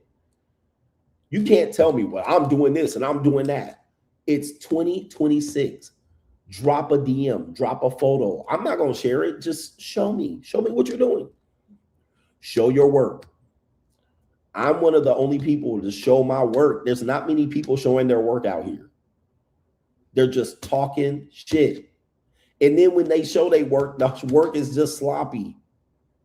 So if you are doing it better than me or doing it in a better way, there's no reason why you don't drop a DM over to CGA. CGA, this is how I'm doing it, and I'm outshining you. Show me. Y'all can make videos. You can send DMs. You can post on Discord, nigga. You can post on Locals. You can private DM me on Zoom. There's so many ways for you to produce a receipt. I set the bar, as they do in World Wrestling Federation. I'm the bar at this point. And if you don't like how I'm doing it, well, that's your problem. I am the bar. I'm setting the bar. Y'all can talk shit all you want and tell me what you doing, and I get it for this and that and blah, blah. You can say it, think of all that, but ain't no excuses for you to not drop a picture and show me a receipt. None. You can argue back and forth and get my attention in the comment section. What you need to show is produce a receipt. And you can't show me a picture of a woman you fucked and say, I fucked her, because that's not what I did. I showed you videos with me in the video. So you see me in the video with the girl. Okay, I'm either next to the girl. In this one, I'm not next to the girl. Okay, I guess I'm not in that one, but yes. Okay, so I'm in the video. Show me of you in the video. In the video. Receipt. In the video. In the video. Not in the video. All right, but that's my hand in the video. All right, in the video. Okay, different women in the video. That's me. That's me in the video. Okay, this is an example I'm talking about here. You must be in the video. There's me in the video. All right, I'm in the video again. This one, I'm not in the video. All right, I'm in the picture. All right, you got to be in the picture, nigga. Don't show me a bit. There's me in the video again. You have to be in the picture, in the video, close in proximity. You don't have to be kissing or hugging or none of that shit. In the video. In the video. Okay? In the video, right there. In the video, in the picture. That's me squeezed up against two honeys.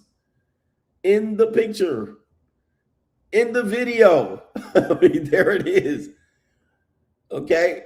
I'm not in the video in this one. All right. All right. So I didn't catch the video of this one. I actually am recording the video right there. I'm in the video. Okay. So that's what I'm saying. Like, if you're not showing me pictures, I don't want to hear shit about what you're doing.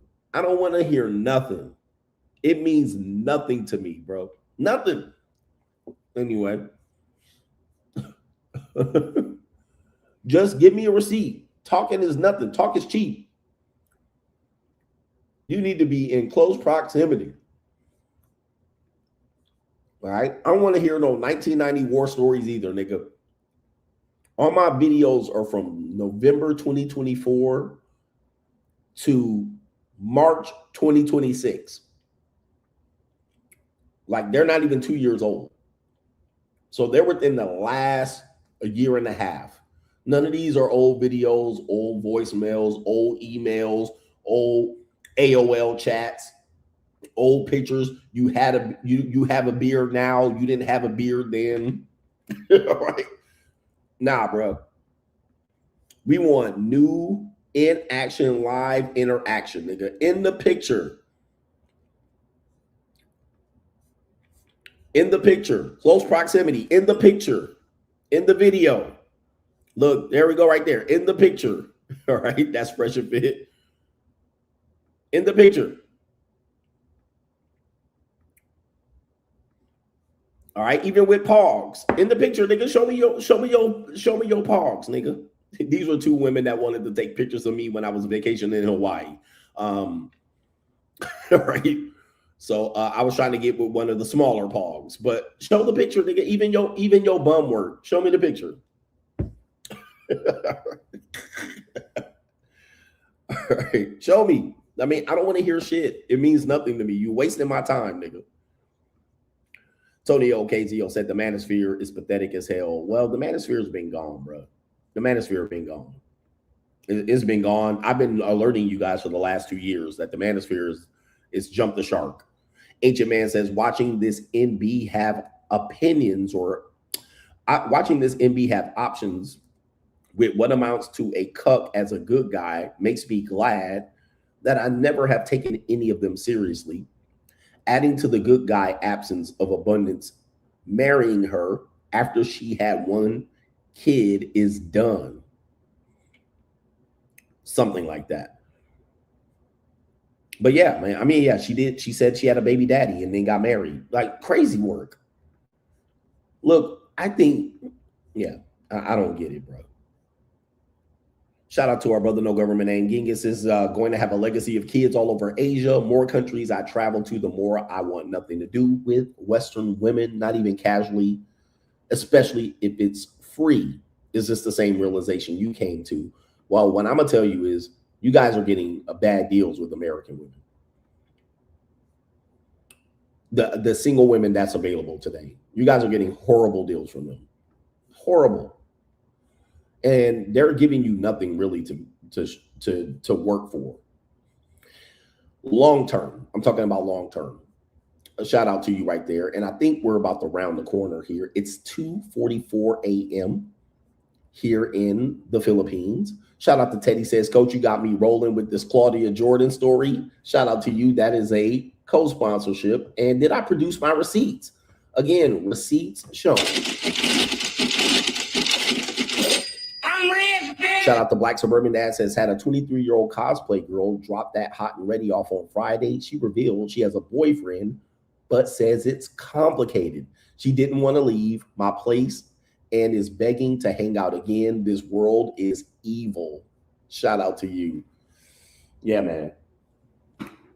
Some of what y'all girlfriends are doing is absolutely crazy. Like, dudes will be like, well, I got a girlfriend. I'm like, that don't mean, guys, look, in my opinion, and this is true, there's no such thing as cheating if she's not your wife. Okay. What I'm saying is I don't necessarily agree with that, but you have to go into this world believing that. Because there's no loyalty out here. You have to go into that world thinking that. So when you tell me you got a girl and you got a girl that likes you and I got a girlfriend, that don't mean shit to me. That don't mean shit around the world, bro. Because if you come to Asia, don't come to Asia with that bullshit. Because these bitches they'll have multiple boyfriends on you. Asian women don't play that cheating shit. All right, even when they marry, they cheat. So, you know, in Asia, it's completely different. The rules are completely different. You got to watch Asian women because they have different rules of how they cheat and how they don't. But dudes will be telling me they got a girlfriend, and I'm like, pfft. So I'm of the effect that says cheating only matters if you're married. It don't matter. It don't matter in the grand scheme of things, especially if you catch your girlfriend cheating, because a girlfriend will have 3 options right up until your wedding day.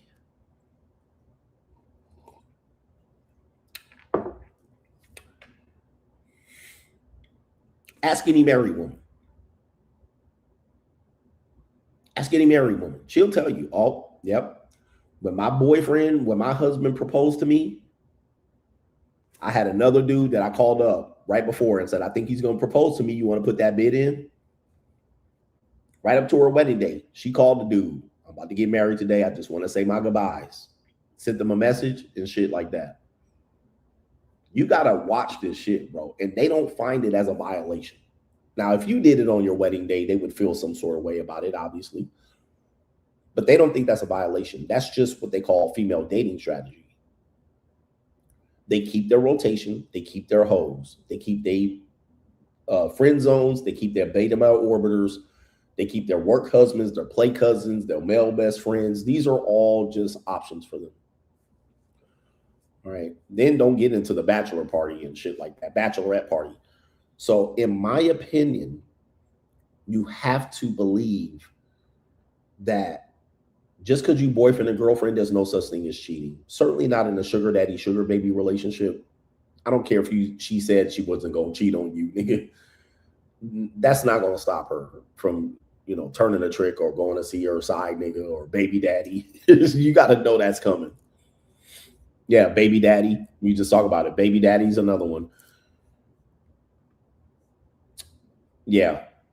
Hustle Every Day says Claudia should jump on your podcast. Men would actually hear her out if she steps into the men's space. She'll probably gain more men followers if she could lay her case on CGA. Just saying, she won't do that. That doesn't benefit her to get more male followers. All right. She just needs to keep preaching to her female choir. And she couldn't keep up the act because she's a hyena at the end of the day. She's been trained a certain way, been in the industry and whatnot.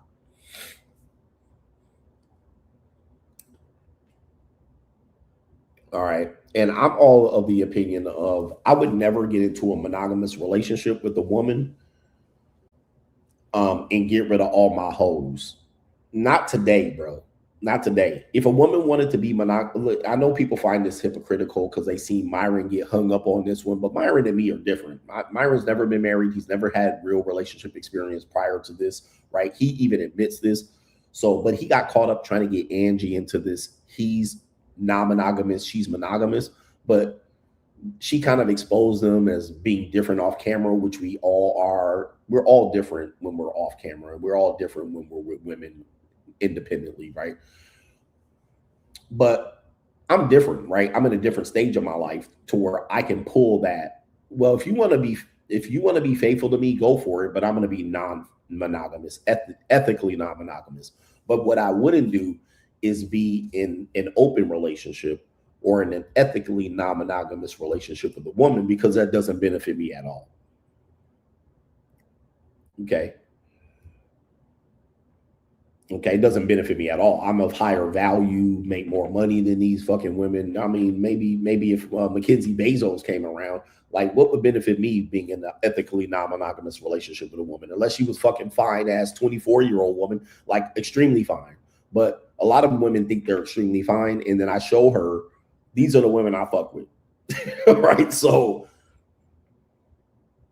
and then what? Sometimes they'll see the women I fuck with, and they'll get their mind right. They'll be like, "Oh shit, Because, you know, sometimes when you're a sugar daddy or you're participating in the JUCO, the women that come to you, they think that you're desperate. They think you have to pay. They think that you can't get no better.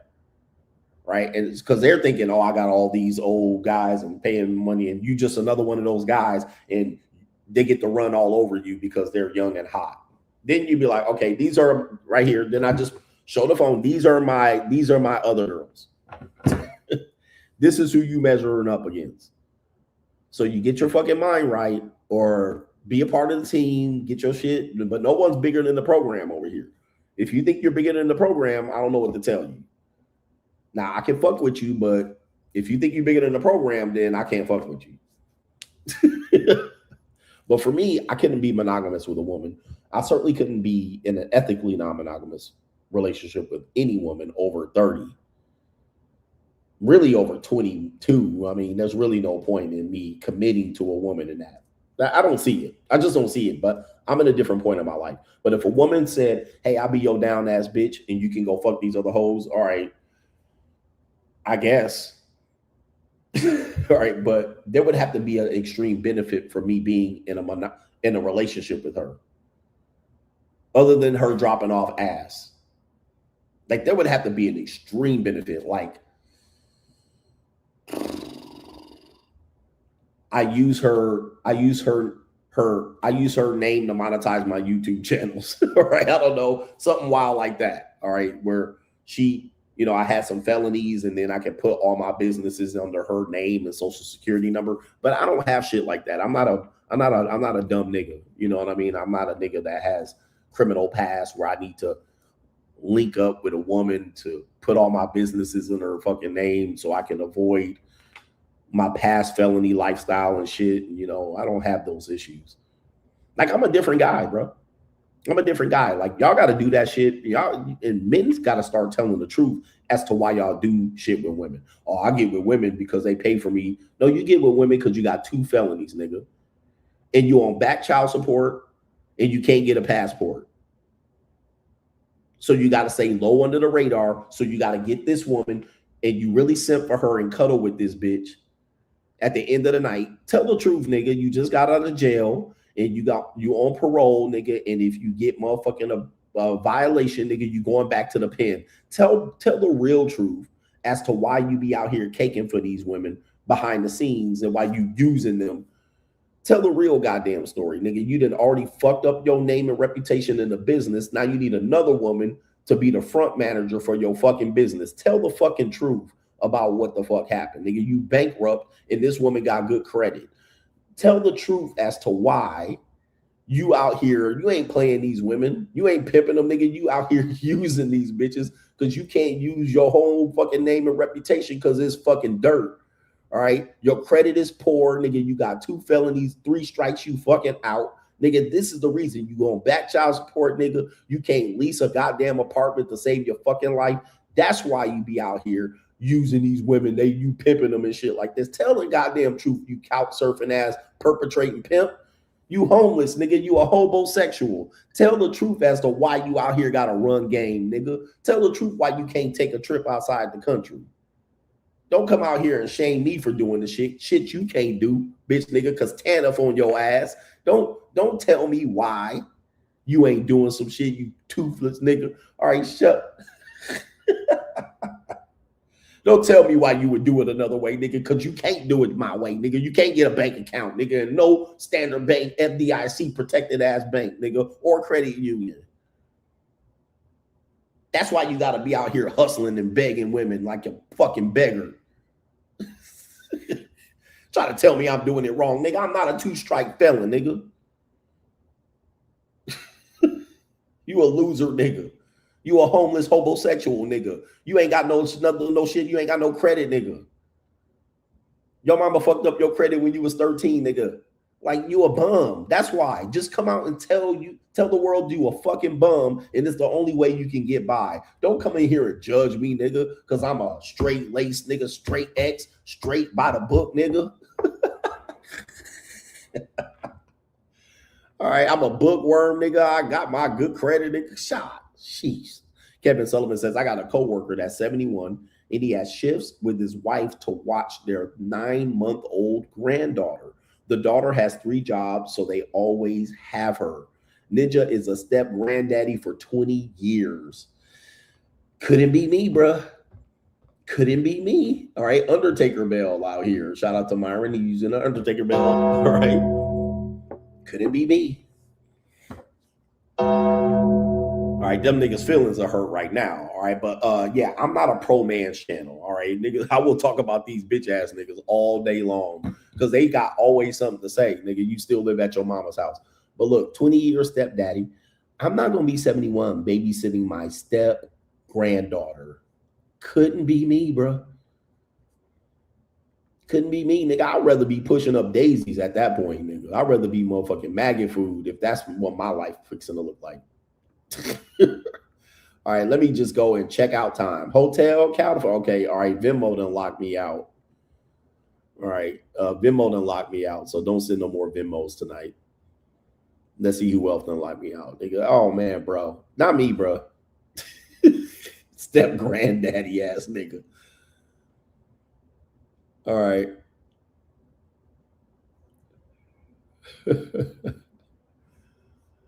All right. Goodness gracious. He said, I was hurt, coach. I'm like missing the game. I wasn't allowed. I'm not sure what's going on there. Y'all be doing some wild shit. Shout out to Offset. Says, I think you missed my sponsor on PayPal. Shout out to you. Okay. I'll go back since you said it was a sponsorship, all right, because I'm looking at it loading more. PayPal is so fucking slow. All right, I do see it down here. Was this today? It was yesterday, so that's why I missed it. Shout out to you. Was I on the show yesterday? Offset said, girl, CGA, my girl wants to quit her job with no plan. I said, find another one first. She said she can't due to her being depressed and anxious. Not married. We have a kid. She's in $20K debt, $800 a month car note. She ignored me for 4 days, asking myself, what am I doing? Golly. You see, this is what I'm here for, because this is the reality. Bruh, this is dead weight. She dead weight. I would dump that bitch. All right. I don't know what it is that got you hanging on to her. You got to cuff your balls and dump her, bro. Cut bait. Dead weight.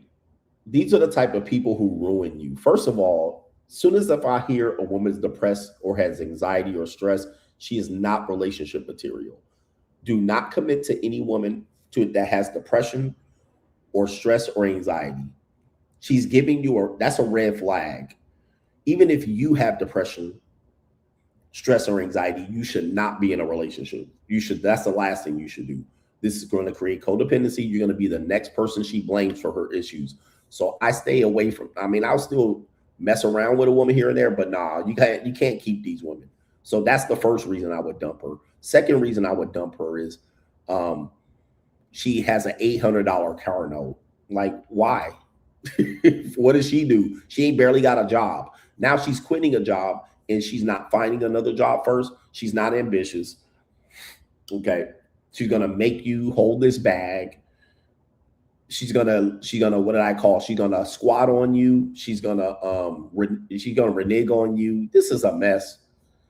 She's a mess. Now she's in $20K worth of debt.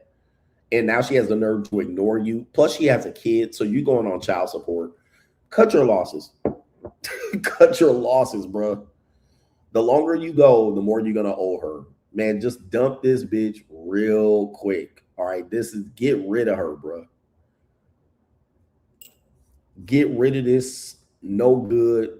Let her get her life together. Maybe she'll get her life together in your absence, in your stead. But nah. Shout out to Run Forest Run, says happy for you, coach. Shout out to you. Thank you for Run Forest Run. Okay. But a lot of us are in relationships like that, trying to save it. What men have to stop being is Captain Save-A-Hoes. I'm going to just tell you this right now. You guys are just showing up as Captain Save-A-Hoes. The red pill is an industry full of Captain Save-A-Hoes. Y'all become Captain Save-A-Hoes. We need to stop this. We need to do this. We need to bring back this. And we need to ecclesiastically that. And we need to shut down OnlyFans this. And we need to wait till they do this. We need to repeal the 19th Amendment. If y'all niggas don't run around and go on with your goofy ass lives, we need to do this. And we need to stop these women from doing this. We need to stop these men from paying these poor women and doing that. We need to stop these niggas from getting on the plane and going over here to this country and fucking these girls. All right, shut the fuck up. All right. Shut up. We need to stop. We need to keep the game this. We need to stop the Sims from messing up the game. If you niggas don't get your life together, bro, Free Agent Lifestyle says, get your life together. Worry about yourself. Worry about yourself, bro. And look at yourself in the goddamn mirror. Look at your goddamn shoddy ass beard. Look at your beer belly gut. Look at the hair on your back, nigga. Look at your fat ass. Look at your wide hips looking like a woman. Look at your motherfucking hair. Look at your outfits. Look at your fucking clothes. Like look at how you presented yourself. None of that shit is gonna happen.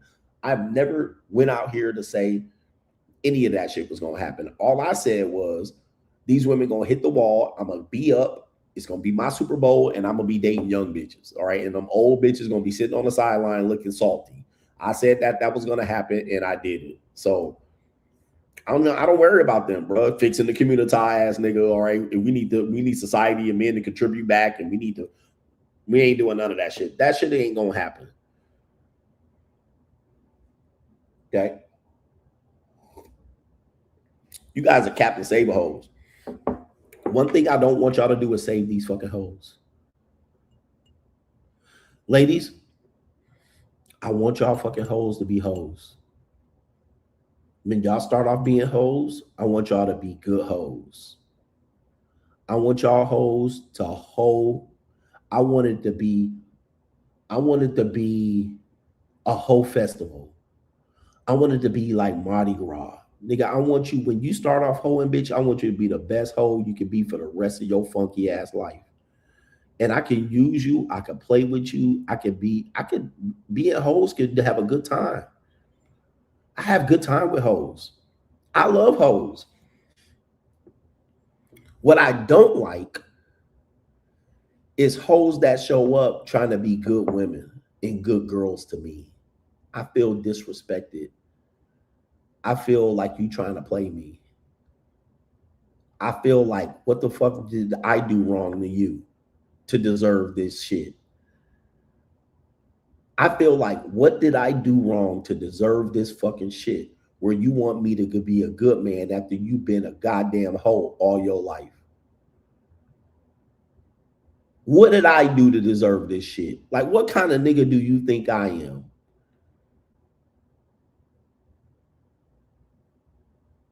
To have your ass hoeing around the whole city and then show up in my house trying to hunker and anchor down on my motherfucking ass. Like, do I deserve this shit? No, baby. Be a hoe to me too. Hoes gotta eat. I'll feed hoes, bro. Hoes, let's go eat. Hoes, let's go have a good time, hoes. Hey, hoes, let's go get some outfits. Let's go get some shit. What y'all need? Some fishnet stockings? What y'all need, hoes? Y'all need some high heel shoes? All right, what y'all need? Let's go to the hotel.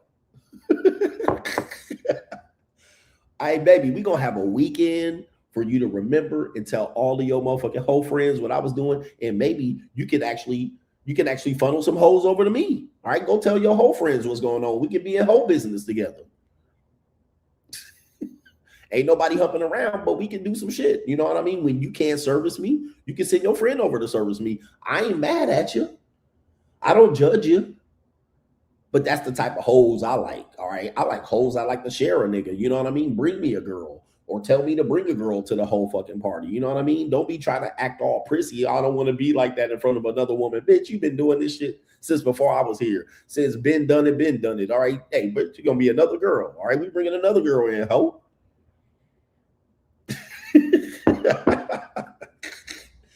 All right, I ain't mad at hoes. I ain't trying to say these hoes neither. All right, listen. We can be in hoe business together. Ain't nothing like hoe business. Hey, You gotta let a hoe be a hoe. Hoe. I don't judge you. We can have good times with hoes. All right, we can have a good time. I take hoes on vacation. We can go on a trip. All right, but when you get there, just know what's happening. All right, I'm expecting you to do hoe activities when we get there. All right, don't clam up. All right, because the wife will clam up. Thanks for taking me on a trip. I'm on my period. Hoes don't do that. You know what's gonna happen when you get to the hotel 2 to 3 times a day. All right, I'm gonna wear that ass out. But don't, yeah, we go on vacations. We go on destination to go home. All right, but like, it is what it is. But y'all trying to say these hoes like y'all gonna get to these hoes. Y'all ain't gonna get to these hoes until what? Y'all get some money. Shout out to Leon, says, I did some work for an associate to make some money, but it didn't go well, so I issued him a refund. It's okay because I need to gain more skills, and scared money don't make money. Shout out to you. And I think that's it. I think Kaylin had one, but it's gonna take me forever to just refresh the page, right? Just to say that. But the red pill become a whole bunch of Captain Save hoes. It's just crazy. All right. Where's my I like hoes? Any hoes in here? By the way, my follower of women jumped up crazy on Instagram. All right, because what was they seeing? They was like, this nigga tricking. All right, let me get in there. But some of these hoes looking dusty. All right, I was like, nah. All right, I got standards for my hoes. I got standards for hoes. Y'all be talking about hoflation. All right. All right, we hoflation, bro. Hey, man, that's all dead, bro. That's all dead. There's women out here that look broke, busted, and disgusted that got 20 dudes in a dating app that's simping, begging to put their Johnson in between her tooth gap. Right? She missing her front 2 teeth, and there's a dude that's looking at her trying to imagine his Johnson going in between her front 2 teeth, and he begging her to get some punani.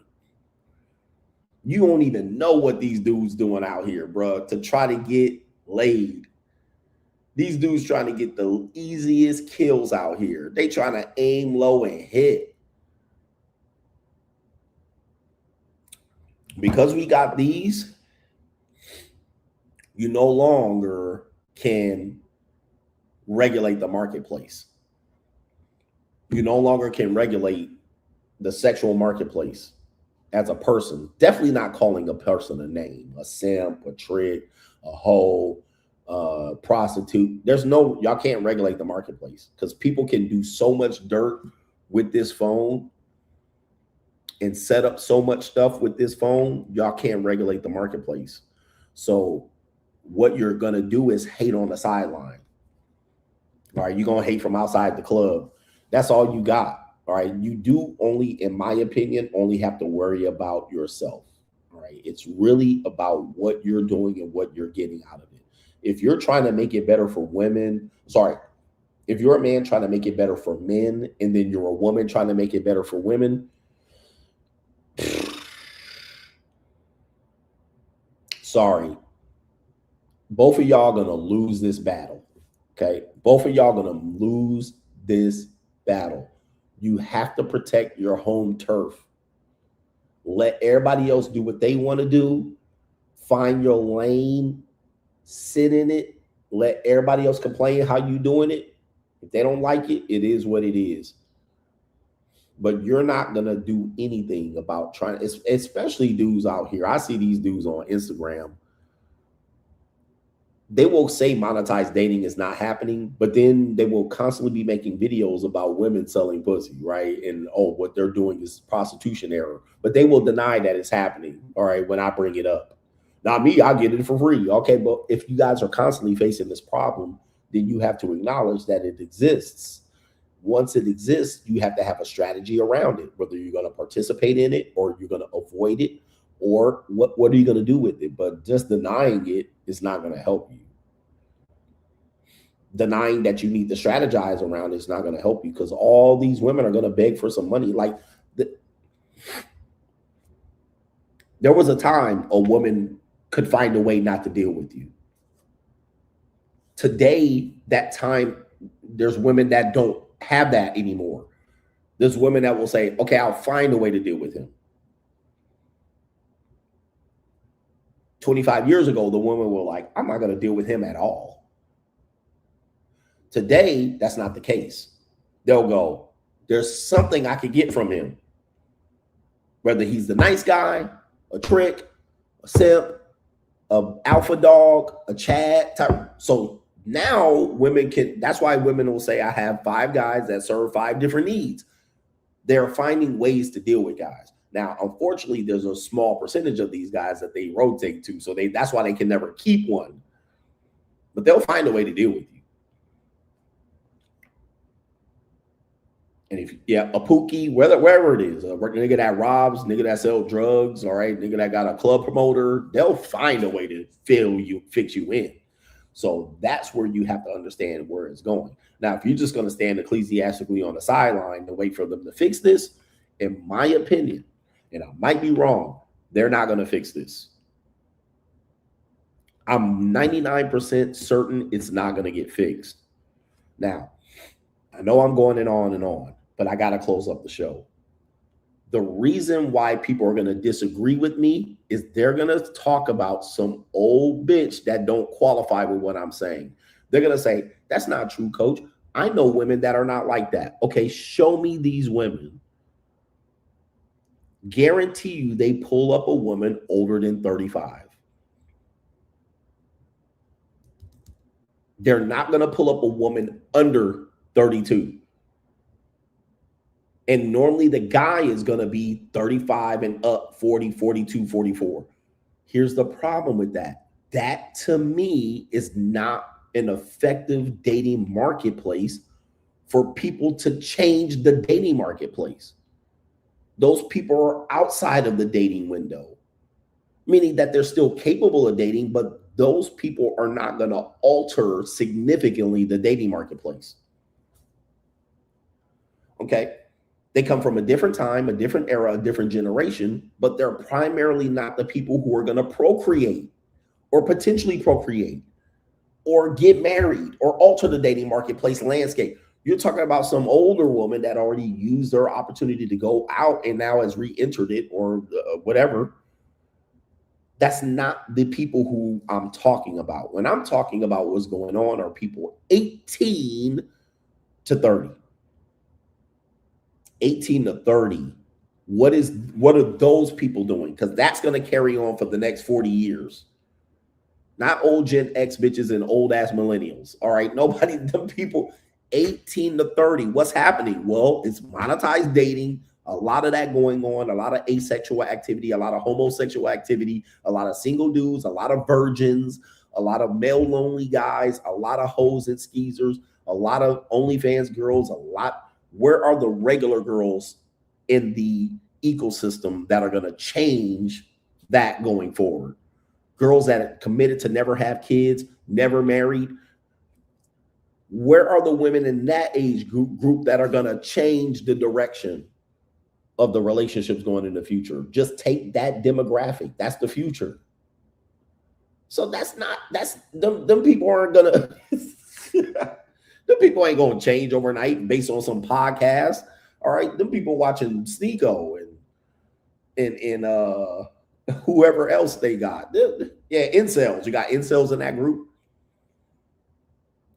So that's why I'm saying we can't take older people and married ones, divorced ones, baby mama, baby daddy, and old people washed up, didn't get married until the end, want to have kids at 38 and 40.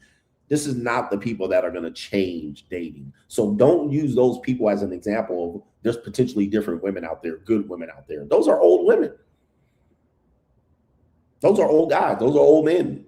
That's not going to change the direction. We're talking about young people. Young people, 18 to 30, are those people. Where's the group of those people that are going to change the direction and bring good relationships back? Shout out to the coach gang, man. Love y'all. We'll be back tomorrow. Potentially. We'll see. I'll try to make it happen. All right. Peace.